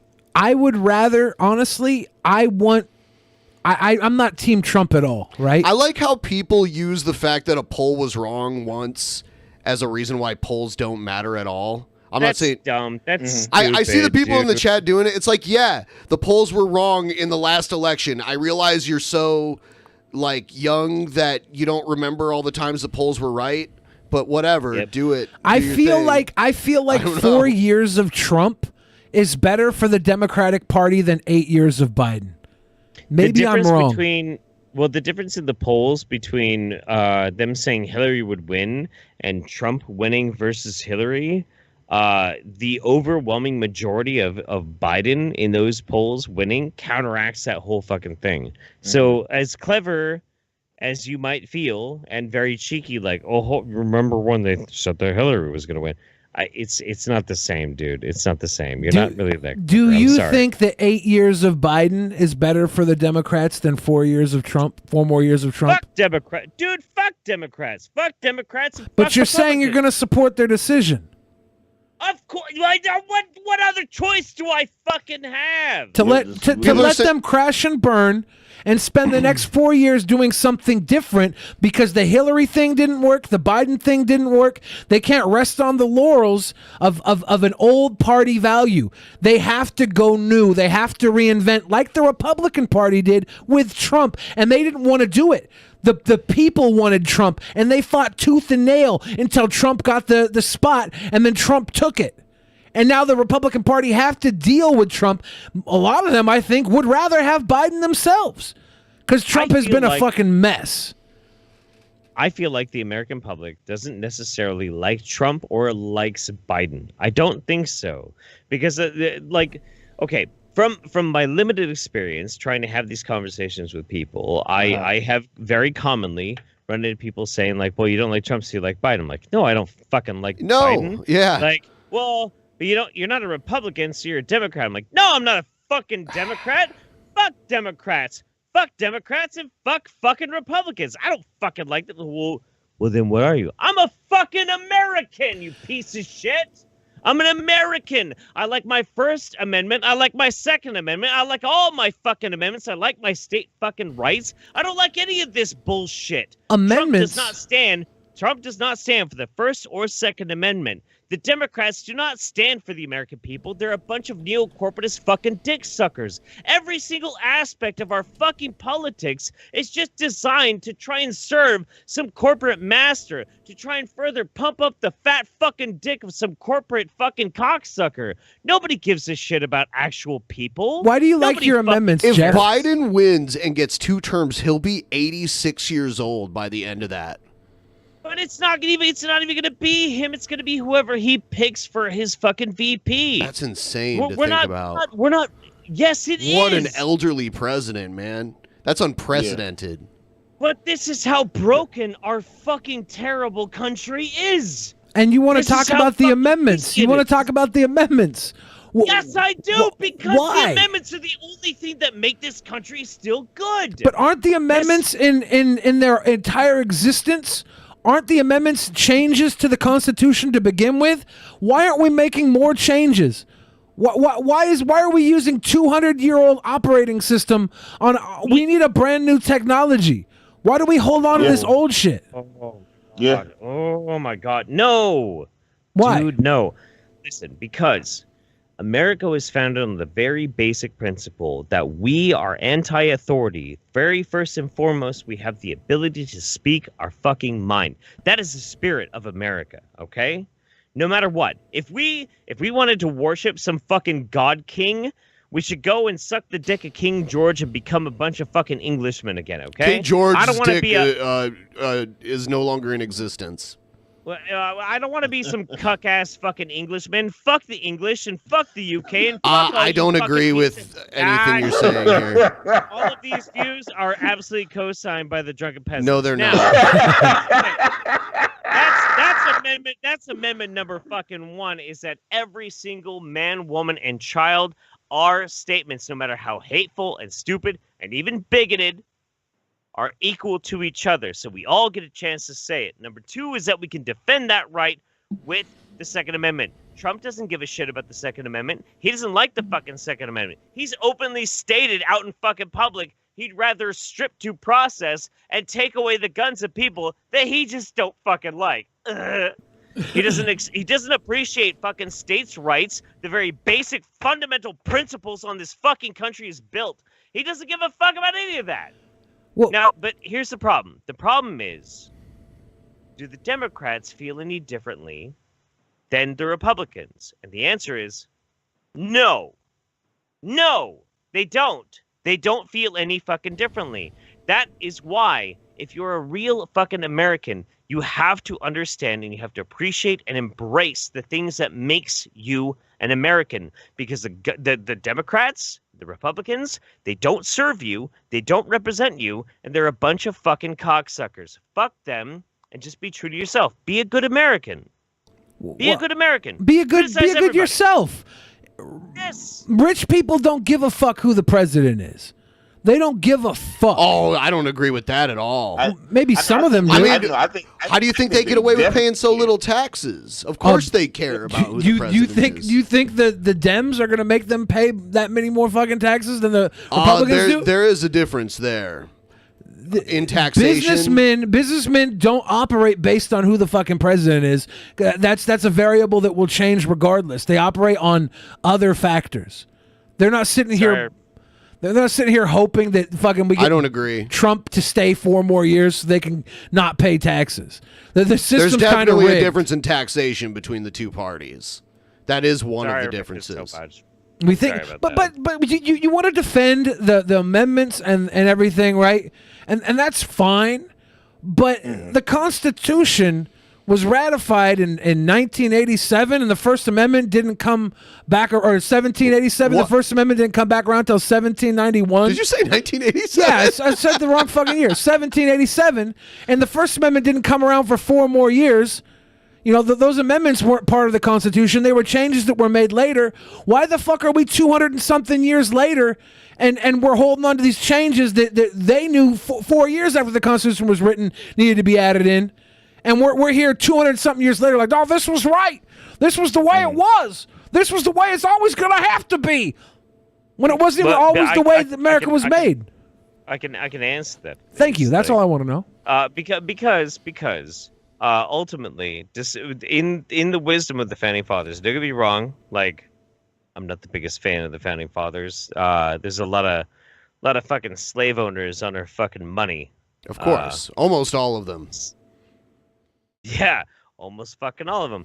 But at the very least, the guys that had the really big ideas, the really big concepts, they allowed for the possibility that these things could be changed. But they have a spirit, an idea that I don't think is necessarily counter to our universal morality right now. I think it actually is very applicable. I am a patriot. I'm not a nationalist. Nationalism is a bunch of bullshit, but I am a patriot. I love my country, and I do think that the very basic concept constitutionally, because I do read the Constitution a lot, meshes with our functional morality right now. I think it works fine. I think it works probably better than it ever has. Do you think that anybody in power actually cares about the Constitution? No, fuck no. Do you think the Constitution restrains them? Do you think the Constitution restrains them in any way? Do you think it keeps them from abusing authority in any way? No, of course not. Is the Constitution some sort of handcuff that keeps Donald Trump from sending a van full of fucking DEA agents into Portland? No. To put some naked woman in the back of a van? That's my job. No, but we should be. We should be. That's the thing. It's not the Constitution's job to try and rein in this rampant fucking cocksucker, but it's our job to do it. You know what? You know what our job is? Our job. Our job. I want to hear from Hannah. Okay. Yeah. No, I was gonna say. So you feel like the best way to do that is for us to vote out Trump, even if that means that we put in Joe Biden, America's, touchy-feely grandfather. Well, yeah, I mean, if you're asking if that's the if you're asking if that's the best thing that we could do, nah, bro, no. But I mean, no, I hear everything you're saying. I think Because I hear everything you're saying, Jeff. I don't even want to lead in with this to make it feel like I'm about to disagree with you, because I'm not. I think the flaw is that we have this system, this particular this essentially two-party system, and we got the Green Party, we got the Libertarians, but they don't really count. They don't really exist. You know, like, we basically got two systems. We got two sides that we get to vote for, and both choices suck. And we live in a we live in a country where we always voting for which option is the least awful. Like, I knew a lot of people. I had a lot of friends that are Republicans, a lot of friends that are staunch conservatives that did not want to vote for Donald Trump.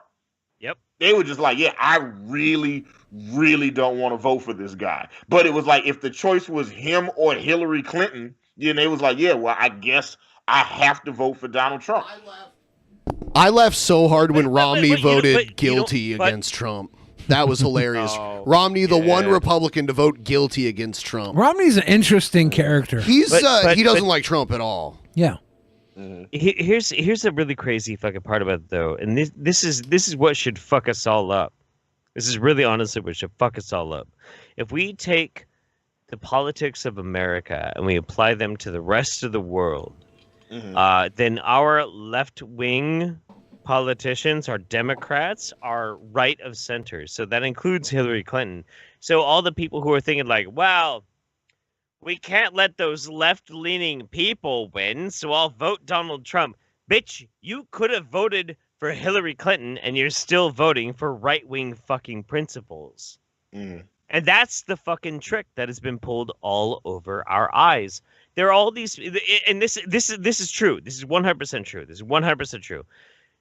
99% of the fucking people who support right-wing positions, right-wing politicians, right-wing fucking YouTubers, right-wing fucking Donald goddamn Trump, they support them not because they agree with the positions, but because they think that the left is insane. Yeah. Is insane. Because we are. But name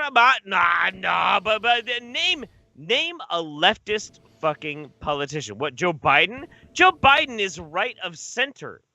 Joe Biden isn't a leftist politician. Yeah. Neither is Hillary Clinton. Neither was Bill Clinton. Where are we defining the center now? Does the center shift over time? Look, the center has never shifted. Okay. And globally speaking, aside from Bernie Sanders, every single politician, including Democrats, has been right of center. Ocasio-Cortez. The only one that has. Ocasio is barely over the line into left. Really? Yes, but everybody else paints it as this is all like a rampant Marxist conspiracy, blah, blah, blah, blah, blah. That's the grift. That's the goal. That's what they've been fucking doing. Is they've been brainwashing you into thinking that something that is totally reasonable is actually wildly far left extremist. So is Bernie Sanders left or right? He's left. Okay. Barely.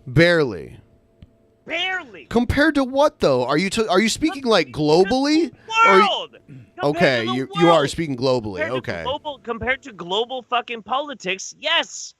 Compared to the world, Bernie is literally the whole world. So yes. We're throwing North Korea in there too. We are left compared to North Korea. Yeah, that's what I'm saying.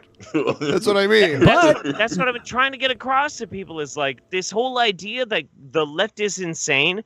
They're convincing you that right of center is insane and that the only sane position is actually kind of really far right. Kinda. I think the insanity.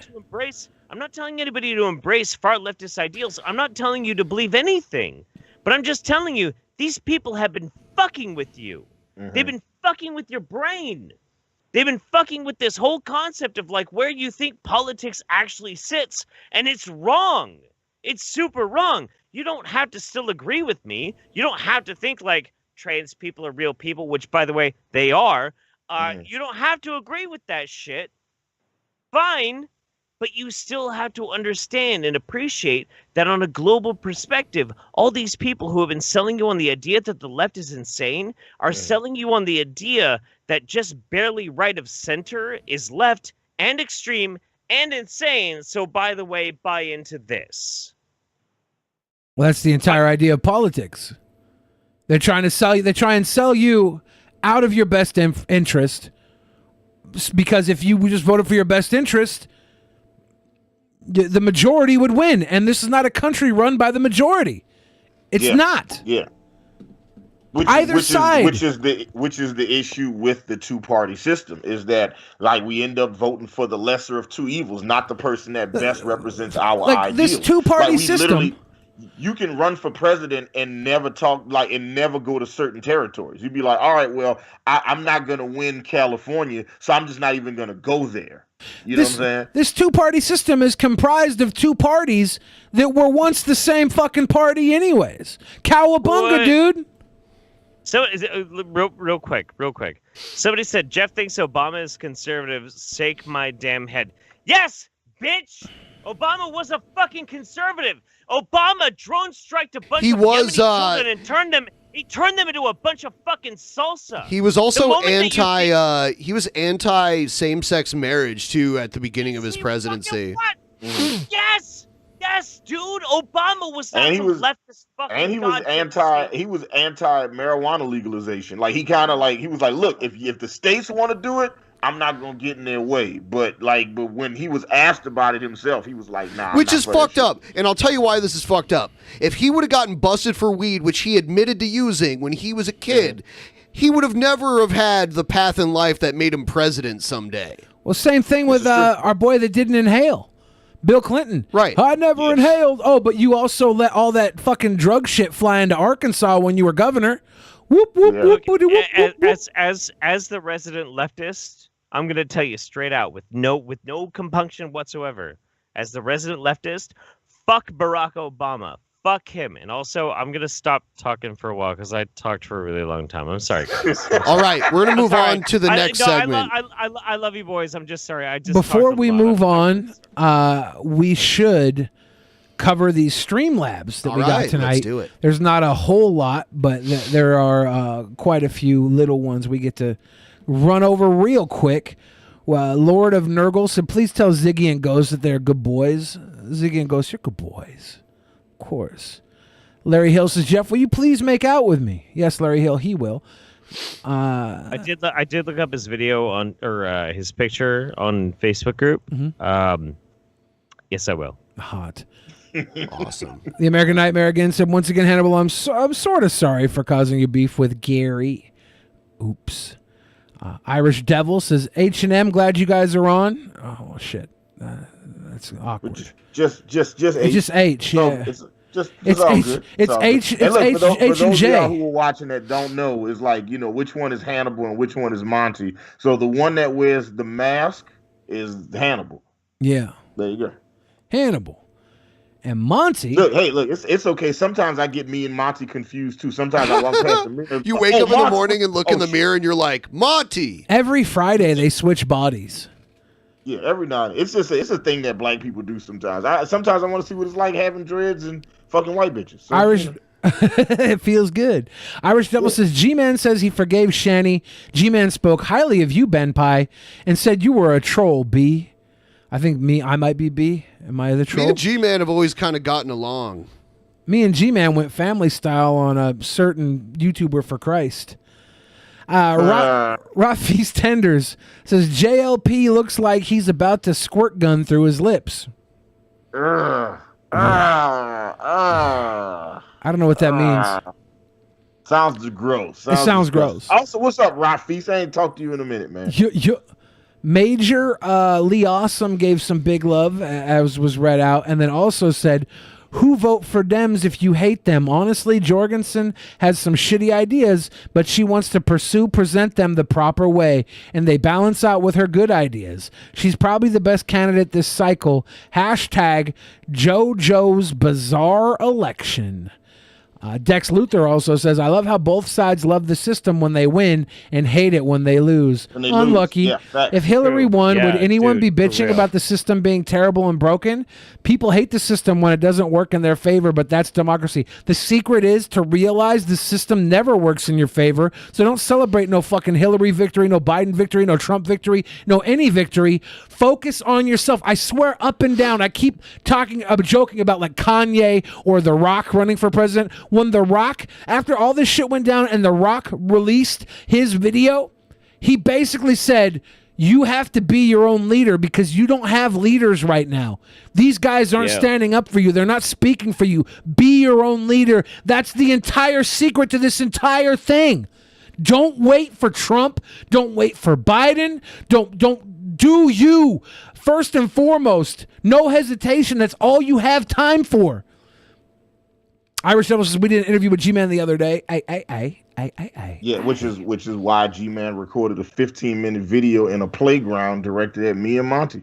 So, Man, I gotta learn how to be mean to people online because like I get people really mad at me. Yeah. And I feel like I could turn them into like arch villains, and I could like. Who's mad at you right now? I don't know. What are you talking about? Because I can help you. Well, I'm good at that. So there's a guy from a local group who I think he's like 46, and he just got married to a girl who's like 23. Nice. Okay. Yeah, but I just have a tendency to like piss him off in a bunch of local groups. I mean, I feel like it could definitely be like kind of a thing, but is it like Reverend Shannon kind of a thing? Probably not. Does he have a good Does he have a good channel? Kinda, yeah. Well, dude, listen. Here's the thing. I hate how often people are like, "Well, Jeff, you're feeling ill. Maybe you should just drink some chili juice." But at the same time, chili juice is literally the reason why my channel got as big as it actually fucking did. Well, yeah. So maybe I do need a new Try it out. Yeah. Maybe I should. Davis Huffman just sent us a little dono and said, "Did you talk about Michael Brooks tonight?" Did not. I don't have him on the agenda. Yeah, I was never a viewer of his. R.I.P. Can you pull up a picture of him? Rest in peace. I'm gonna switch to the next segment. Here we go.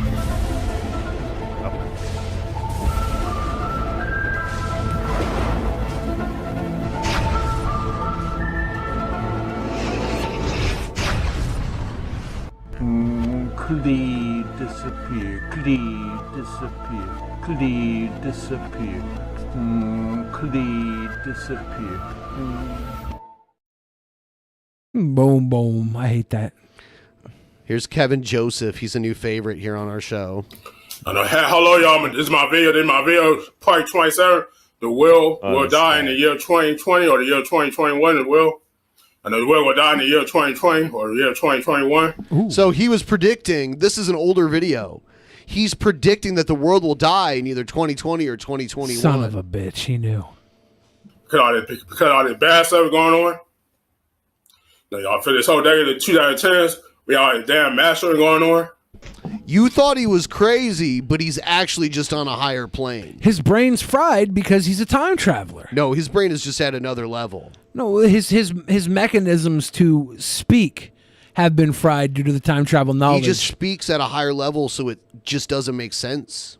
Man, that nigga's wearing a Santa hat in July. I was going to say the same thing. It's beyond your comprehension. I was going to say the same thing, Hannibal. That shit going on, like people that are like disaster, like hurricanes, earthquakes, tornadoes, blizzards, floods, all this stuff. You know what disease, COVID-19. I know, the tornadoes are like this. Tornadoes spin around like that. It does do that. Destroy everything. Destroy your home, your school building, everything. Earthquake, you shake. You go on, you shake. You run, shake. Yep. You shake. Like, you shake. Like that earthquakes, then flood, you go past your face, you got to step in the water, walk in the water, and blizzard, you got to sit in the car like this, with your eyes closed like this, sit in the car. You got to do that. And you got to wait for somebody to come help you, get you out of the car, just take your door off, take your car door off and take off. So all this that's like to make this world come to an end too. And make this world die. This world will die in the year 2020 or the year 2021. This is what my video is about. The world will die one day. You know the world will die one day, Ben. I'm afraid. I can't go on with this because What? I'm afraid. What? I don't want to hear any more of his prophecy. Okay. Are we going to talk about Kanye at all? No. I want to say one thing. I want to say one thing about Kanye. He got brought up, and we all moved on from it. Okay, I'll be right back. Okay, Kanye was saying all this shit about, we have to stop abortions. His whole speech was about stopping abortions. Yeah. And then when they asked him, how are you going to go about making abortions illegal? He said, abortions have to stay legal. We can't make them illegal. We just got to give every new parent $1 million so they don't have to worry about killing their baby because they can't afford it. What? And then we called him Wait, crazy. Then we called him crazy. But fuck you if you're pro-life. If you're pro-life, but you don't care about that baby being born into a poor family that can't afford to give it a life. Yeah. So shout out to fucking Kanye and his crazy showing you the real problem. Yeah. And we want to throw the baby out with the bathwater, but that's the real problem. That's the first time that sentence ever made sense, Billy. They should put that at every Planned Parenthood. Good slogan. Don't throw the baby out with the bathwater. Right. There you go. God. Yeah. It's a good slogan. I like it. Yeah, but giving everybody $1 million obviously is not the answer. But what he said when he said that, he's like, I don't know, if you have a baby, give him $1 million. That's how you solve the abortion problem in America. You make it so people can afford to have children. It doesn't mean give them $1 million. Obviously that was crazy. But the underlying truth there is you can't just make people have babies and then they can't take care of them. That's far more cruel than an abortion is, in my opinion. Yeah. I still like that. Like, he's clearly in the middle of. It seems as if he's in the middle of a very public mental breakdown. Do you remember? You remember when it seemed that Dave Chappelle was in the middle of a very public mental breakdown? Yeah, and he went to Africa for a couple years. And then he went on, was it James Lipton, inside the Actors Studio? And he says, they fucking break you. They break you and make you look crazy if you don't play their game. They fucking break you. Yeah. And we're looking here right now at Kanye. He's crazy. Motherfucker just told you the abortion problem. Didn't say you have to make it illegal. He didn't say you have to make it illegal. He sat there and talked against abortion for 20 minutes. Cried. That's not Kanye. Cried. That's not Kanye. That's not Kanye. Who is it? This guy? I don't know. That's not Kanye, though. What, this guy on the screen or the guy I'm talking about? Yes, that's not Kanye. Although this guy on the screen is Elijah Cummings. No, it's not. What the fuck, Billy? Billy? Getting all your blacks mixed up, man. That's not the same. That's not the same guy. Although he does kind of look like Michael Clark Duncan. Billy, this is representative. This is Michael Clark Duncan Donuts. I can't do it. That's a bar. That's a bar. I like it. Also, Monty is trying to get in the call now. Okay, well, we'll have to wait till Ben comes back. I don't know how to set that up. You don't know how to. Come on, Billy. You've been doing this show. Ben doesn't let me near the computer. He says I'll end up downloading Jeffrey Epstein's private home address and sending him nudes. I'm like, Ben, Elijah Cummings is Jeffrey Epstein. Duh.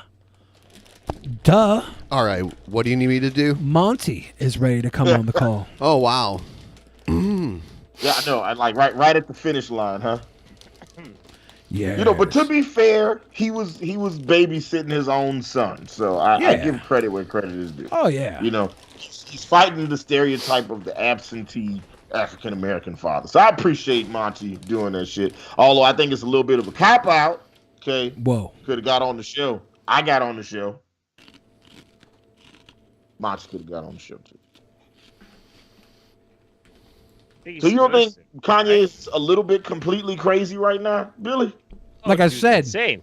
Like I said, when you don't want to play their game, they break you. They make you crazy. No, but just answer the question. Do you think Ye is doing some performance art, or do you think it's an experience I think he's crazy, but I don't think you throw the baby out with the bathwater. And he brought up some pretty good points here, being someone who's against abortion, telling you that you can't ban abortions. You can't make them illegal. He's telling you the problem, people have to be able to afford to have babies. If you're this Christian, if you're this psycho-Christian that wants babies to be born, then you have to fight that fight where people have to afford to raise children. Yeah. So shout out to Kanye for that stance. Let's throw the baby out with the bathwater with everything else. But no, he made a fucking solid point right there. Something nobody wants to look at. I'm not saying, yeah, I think Kanye has definitely got some ideas. It's like, oh yeah, this makes sense. This makes sense. This nigga's crazy. This makes sense. This makes sense too. But there's definitely a little bit of this nigga's crazy right in the middle of that shit. And yeah, he is for sure. Like he's absolutely like he doesn't need a microphone. He needs help right now. I'm trying to add Monty right now, and he's not answering right now. It says it's calling him. He said he did. I'm trying to. You know what? He called him on a different. He's trying to switch over to that Skype. Azriel says, "What about what he said about Harriet Tubman?" So Kanye West says, what was it? He said that they didn't free, or Harriet Tubman didn't free the slaves. He said Harriet Tubman didn't free the slaves. He brought them to go work for white people. She brought them to go work for new owners or whatever, right? Yeah, something like that is what he said. I haven't watched his hour 45-minute rant where he broke down into tears. All I know is on that part of the video where he says that shit, he was just like, yeah, Harriet Tubman didn't free the slaves. She brought them to work for white people. Somebody in the crowd was like, come on, what happened to him? Come on, man. Why did he leave? I don't know. Maybe he disconnected. Do we have an issue? No. Maybe Jeff Holiday wanted to make space for Monty in the box. Maybe that's what it was. He was like, "Oh, Did Monty even come back?" Monty, yeah, he's trying to figure it out. Okay. I'm texting him now. They are trying again. You could just text him BENPAI. We should all have each other's phone numbers by now. Think we're like. You know, we're friendly. We should do that. We're in that place. Said to read donos from Streamlabs from last week. Your Streamlabs not showing up from the last episode in my thing spec. Did you do it under a different name or something? Everything that's on here, I'm pretty sure I read from the last episode. If you want to just type out what you said. Was it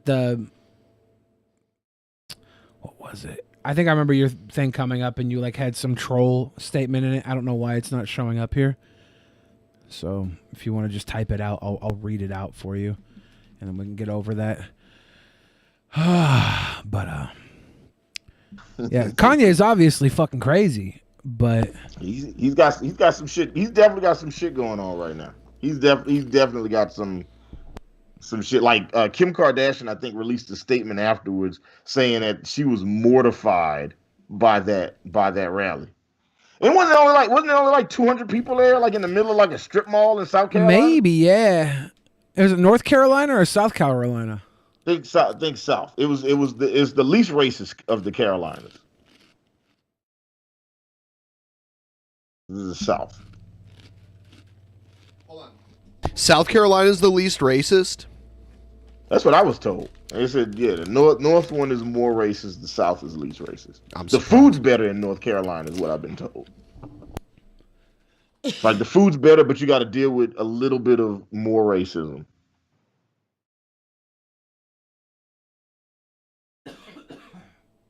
I'm surprised because South Carolina is where they had that pancake place with the racist name. Yeah. There you go, Monty. And Jeff just kind of like disappeared. I don't know what happened with him. What was going on before I came back? I don't know. I don't know. Billy was really getting in Jeff's ass about some stuff. And, Yeah. And then I think Jeff got upset and then just abandoned. Is that really what happened? None of what I said just now is true. I told at all.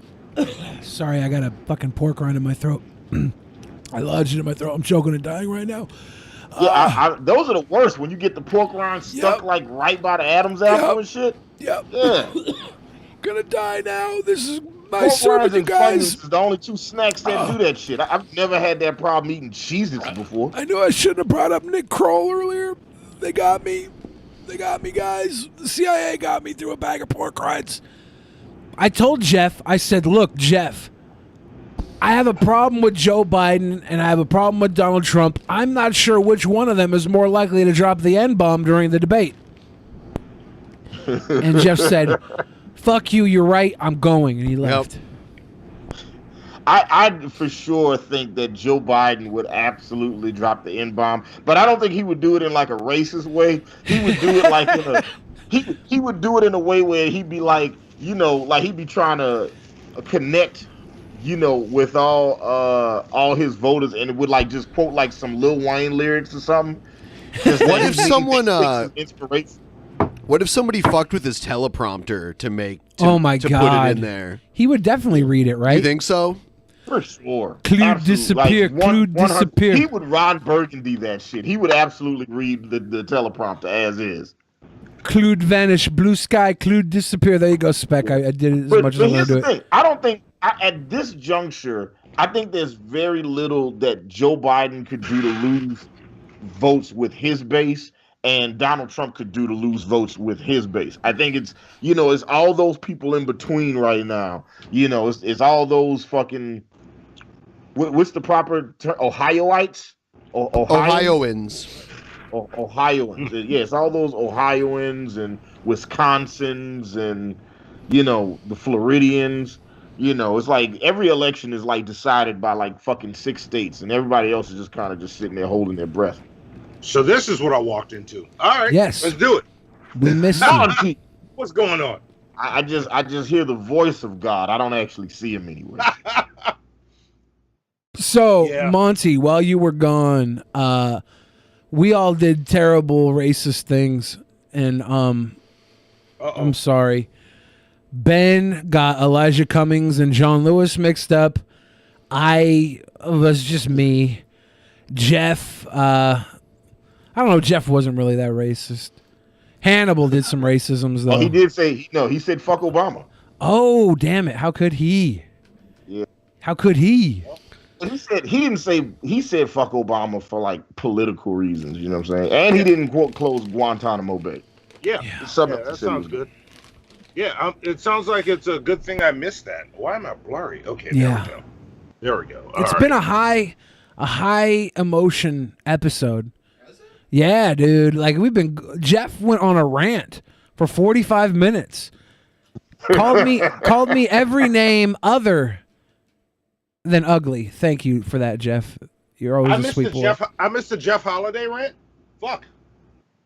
We had a bit of a divide.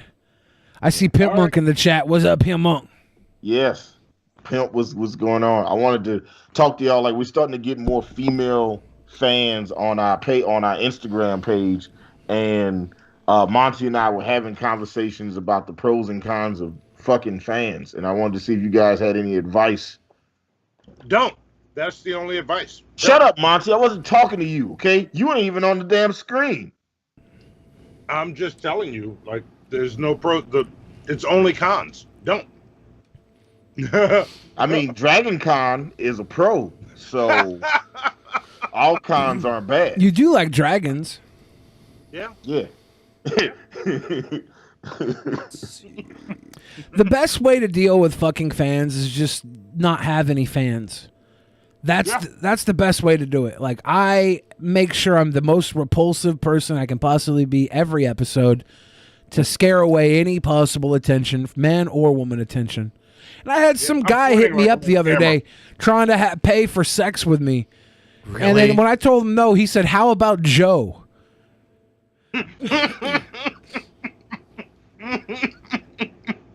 I was like, he's like, I'm fucking somebody tonight. I was like, I think I'm more offended now that you so quickly jumped from me to Joe.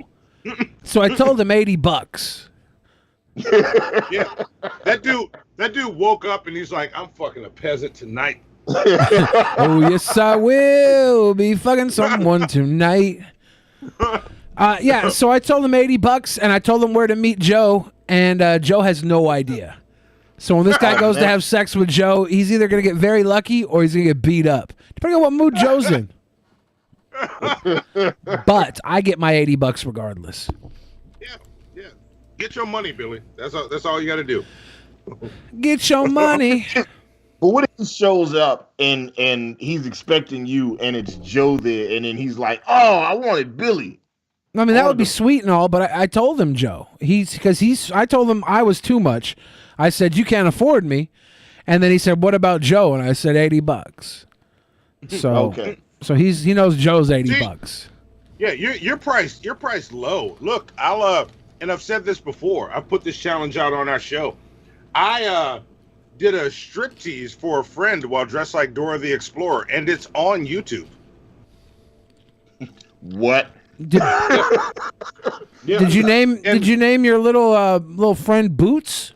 Oh, I'm not saying the name of anything. That's all the information anybody gets. It's on YouTube. Quick, oh, man. Everybody search for Dora the Explorer, Aliens versus Predator edition. That doesn't work. People have tried and failed.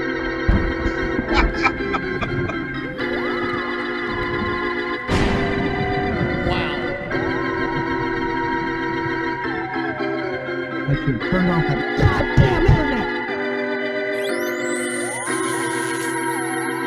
Oh, don't touch me. Don't touch me. TP, are they going to touch me? TP, are they going to touch me?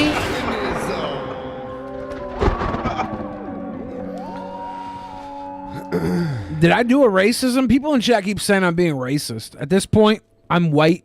Yeah, I probably am. No, you would talk about selling Joe. That wasn't racist. Yeah. If anything, that's should we just pull bad Monty temper. up where Jeff was if Jeff's not here? His camera isn't on. Monty has no camera on? Yeah, that's why it's blue in there. Shit. Yeah, Monty, why you don't got a camera, man? I should have a camera. Let me fix that. I thought that was Jeff. No. All right, That's I'm you. gonna fix it. Fucking up the show, man. Like Ben is a professional, and you were fucking shit up. I am. Billy's like me, laid back, kind of give a fuck, just kind of shows up and just does what he's supposed to do. I like it. Yeah. Every once in a while I trip over my own dick, but that's big dick problems. Yeah, there's a little camera button that I didn't click because this is the show computer, and never coming in on camera on this. So there we go. Perfect. Like, you remember on Ghostbusters where it was like you had like that demon dog that was like stalking people all around the city and shit? Yeah. And then there was like that other demon dog that was just kind of chilling in the fridge. Sigourney Weaver and Rick Moranis. Yeah. Okay. So that the second demon dog, the one that was just chilling in the fridge, that didn't really do much, that's me and Billy. Right? The one that was doing all the work, hunting people down and shit, chasing niggas down the street, eating them in restaurants. That's you and Monty, Ben. Right? Me and Billy, we're the ones that just kind of chilling at the house, like, all right, you let me know when you need me, I'll be here. See, I'm in good company. Like me and Ben can just chill. We got this, Ben. Don't worry. Yeah, we don't got worry. Yeah. I got it. that just means if Ben and Monty did a show together, that would be the most efficiently run show of every show. It'd be like no issues, no Skype crashes, all the updates would be ready, all the mics is working and shit. Y'all got content and wipes. Me and Billy would just be just us on a Zoom call. Yeah. Just everything is fucked up. But Hannibal might be onto something. Ben and Monty's shit show sounds awesome. Yeah. I do need to play this video. This is very important. A very, very important video. Uh-oh. Once again, Billy. We're doing this again. Each day, we're getting closer and closer and closer and closer to Actual Mania 10, my friend. Every day, I can sense my title getting closer and closer and closer to coming home. And my friend, you're not the true king of cringe. You have still yet embraced your true potential.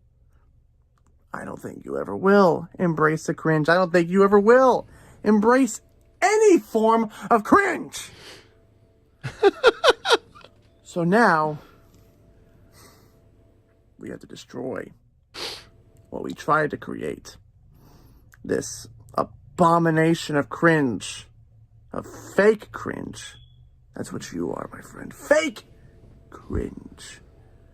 And so, come Actual Mania 10, it will be me defeating you for my title.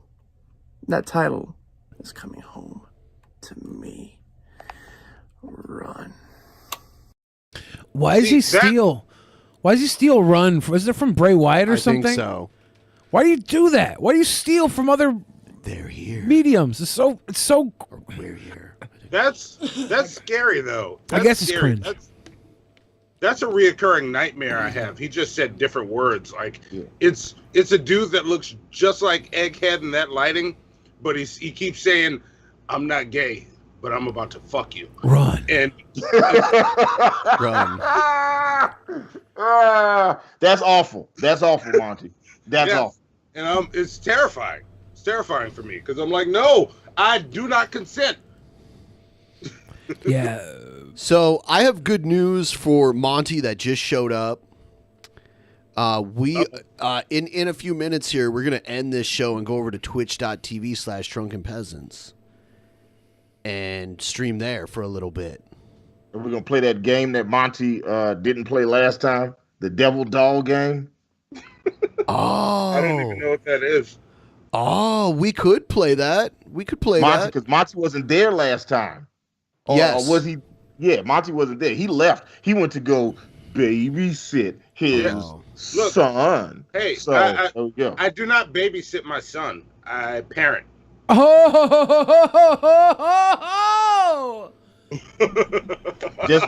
just like that, I'm gonna have no mercy when we play this game on Twitch. Look, we did a pre-show today to promote Drunken Peasants. I saw that, yeah. Drunken Peasants for real. And we was like, you know what? We're gonna, like, an hour before the show, we're gonna promote Drunken Peasants, and talk about this bullshit G-Man stuff. Yeah. So and we did it, and then I got the message from Ben, like, dude, you got the dates mixed up. Fuck. Shit happens. I've mixed stuff up many times. Yeah, I felt terrible. It's funny. It's funny because I was complaining to Hannibal. I was like, why do we do this again? We don't have time to do all this shit, but we scheduled all this shit. And Hannibal's like, yeah, we did, but we didn't. We didn't. Yeah, we didn't fuck ourselves, and then we turned around and then fucked ourselves anyway. But it was voluntary, so this isn't. This is all good. We had mentally no, because like when we did like 2 weeks ago when we did Geek Room on Sunday, we did Morningwood and y'all show. Then we did a Wednesday and a Friday show. It was like, man, we can't do this shit again. I don't know how the fuck Ben. Where you at, Ben? I don't know how you do this shit all the time. This shit is incredible. This is ridiculous. How many hours do you think you log in a week streaming, Ben? Ben and Billy. How many hours? If you had to guess.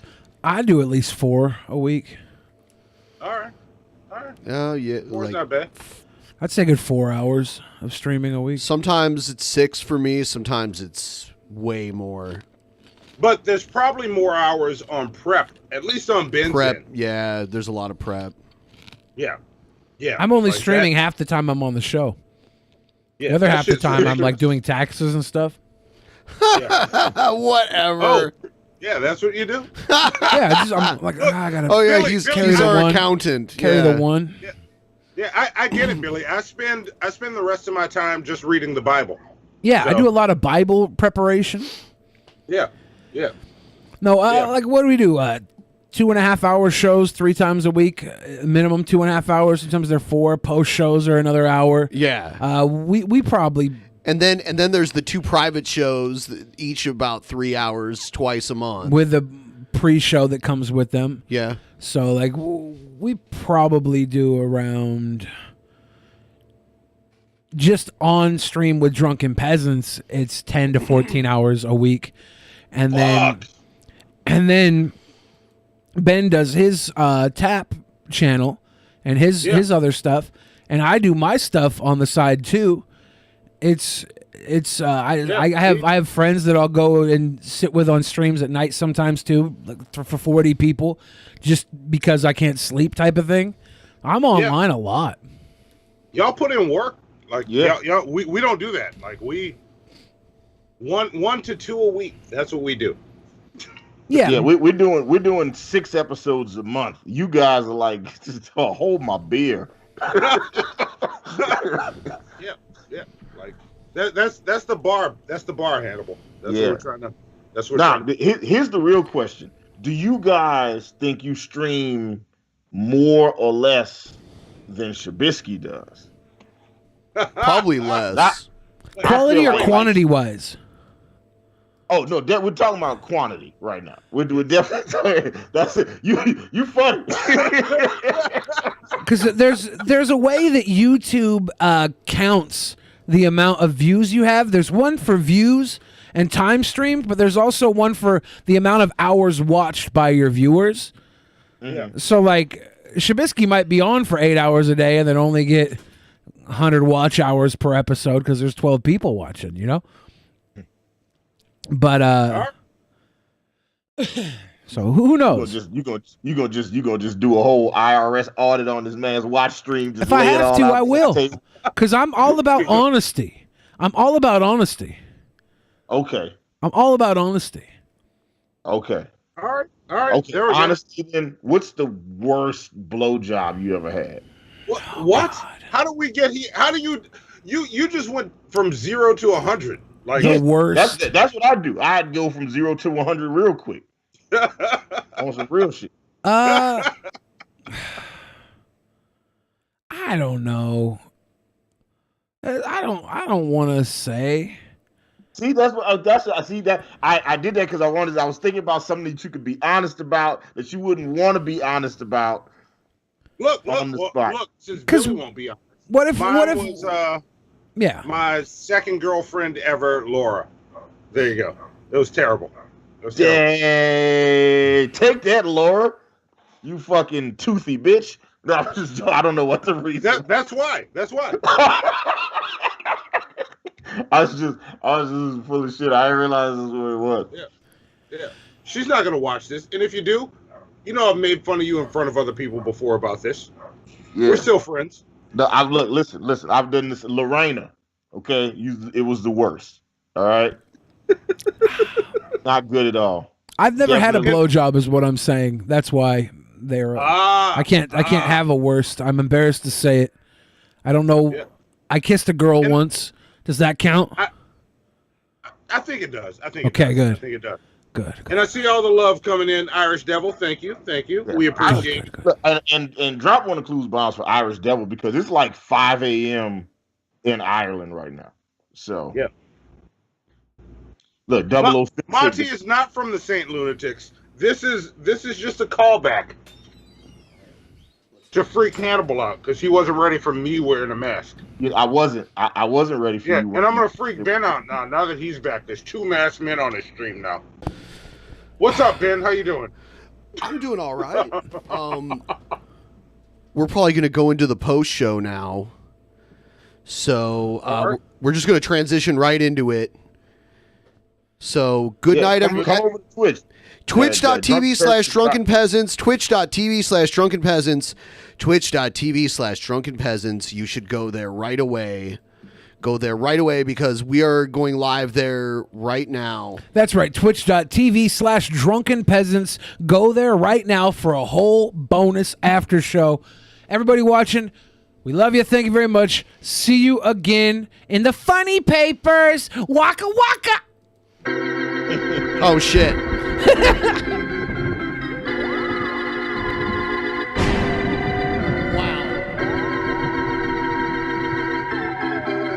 I should turn off that goddamn internet. Oh, don't touch me. Don't touch me. TP, are they gonna touch me?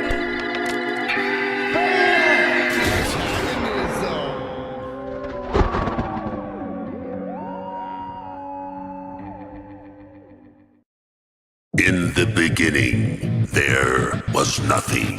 And then there was the Drunken Peasants Podcast. Drunken Peasants. Drunken Peasants. Drunken Peasants.